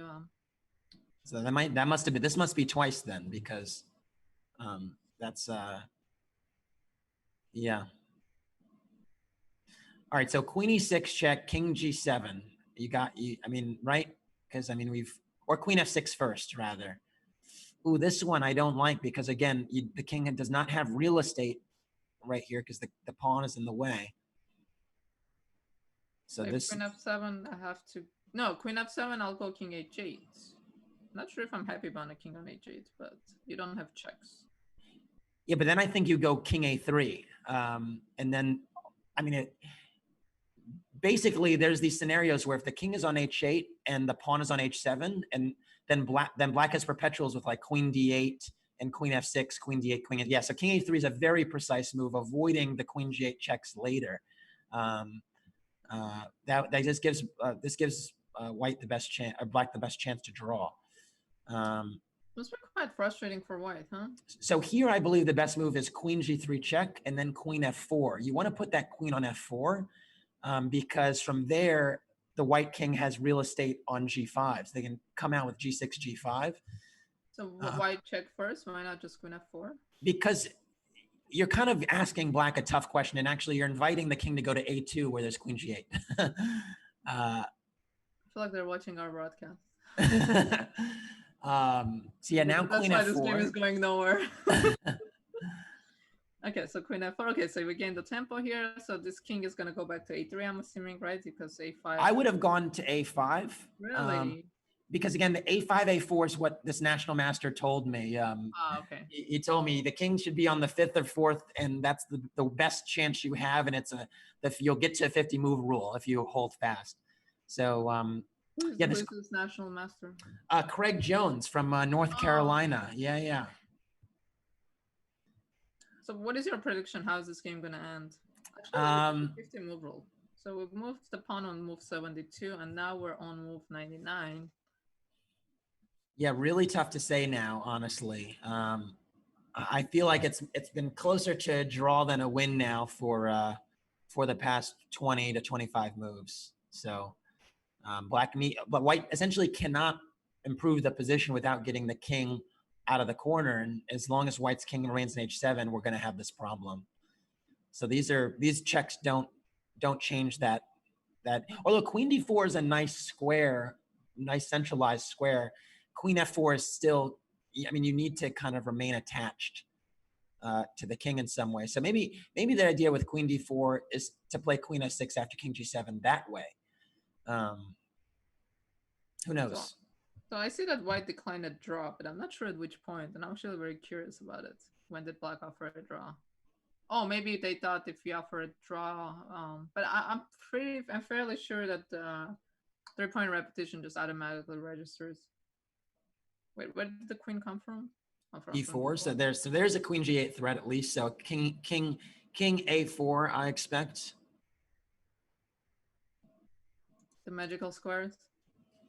Yeah, those are the magical squares. It's funny too, actually, if you consider the geometry for a moment, there's just no diagonal that can be exploited from A4, A5. So it kind of makes sense once someone tells you, right? Is that the shortest? No, so the shortest diagonal you can be on. But yeah, but on the corner you don't want to go to the corner, and on A2 you're on a very long diagonal, right? Yeah. Okay, so king going to A4. So what is white's winning plan? So I need to get my king out. Yeah, so again, Queen F4, King G7. And then eventually you zigzag away from the checks. You could probably go to G6 and then you block with the queen somewhere. That's the way.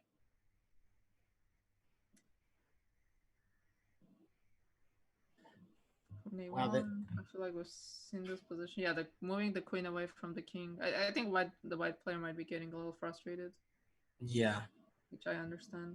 I mean, I've been in these types of positions myself and not known at all what to do and just kind of been making moves. And it really is very touch and go when you don't have when you don't know what the right plan is. So it's tough. Yeah, I mean, we say rook endgames are tough, but then you have a queen on the board, you have the most powerful piece on the board, right? So this makes things so much more complicated. Yeah, if I had to choose which end games are kind of like the worst and most frustrating, it's the queen by far. Like rook end games, I enjoy. They make sense. The e-pawn end games, there's some logic to them. You know, the queen end games are devilishly tricky just because of the perpetual checks in the geometry of the queen. It's just so dynamic. Yeah, pawn end games are quite easy, right? Because there's X number of moves, so you can just figure it out. But with the queen, there's just so many options. Okay, so the king is going in the wrong direction. So we have already made 35 moves. So black is 15 moves away from the 50 move rule, but I don't know how significant that is. I don't know how quickly this pawn can move. Ooh, queen g7. That's actually kind of tricky because what do you do with your king? I guess you go back to c1 because I was threatening both queen g6 and if the king went here, I would have to go queen g8. Yeah, I don't know why the king on. Well, I do know why. There's not a great familiarity in this endgame, but the king on c1 should not have left the nest of the a4 a5. But yeah, this check is a good check. Queen e8. So I'm assuming you have to go back. So check again, right? Yeah, there's gonna be that. I now I think we can probably say that black is gonna make it to 50 before anything materially changes, unless white elects to move the pawn to h7, and then it'll be reset, right? So that'll be the question there. I don't see how you're gonna push your pawn anytime soon. White did gain a lot of time, so white does have 2 minutes. So maybe at some point you can sit down and spend like a minute and a half or something and try to find something. Okay, so you're going queen g6 or king g7 and try to make a run for Yeah, I think you have to try queen g6 and then king g8, actually. I think that you back rank checks, no? So king g8, if you go queen d5, then I have queen f7. And then can I go back to g5? I don't know. This seems a little tricky to me because if I can block with my queen on g5, that's check, right? So I think they're going to try and bring their king to h5 now. But how? I go queen d6 and then I go queen king g3. f5. Queen d5? No, then I have queen g3. Ah, okay. This one I missed. And if king f5, I had queen d3. Nice, nice, nice. Yeah. Yeah, I think we're very much into draw territory here. Max is for sure listening to you right now. So move 72, we're now on 119. Yeah, we're definitely. Wow. What a game. What a game. Yeah, this was an epic battle. I mean, kudos to the white player for getting this position.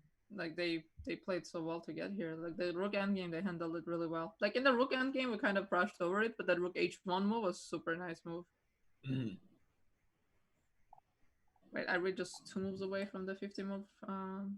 So yeah, and I think this will be the obviously the last game of the round. So 72. So you have to make move 112. Oh, sorry, 122 for it to register.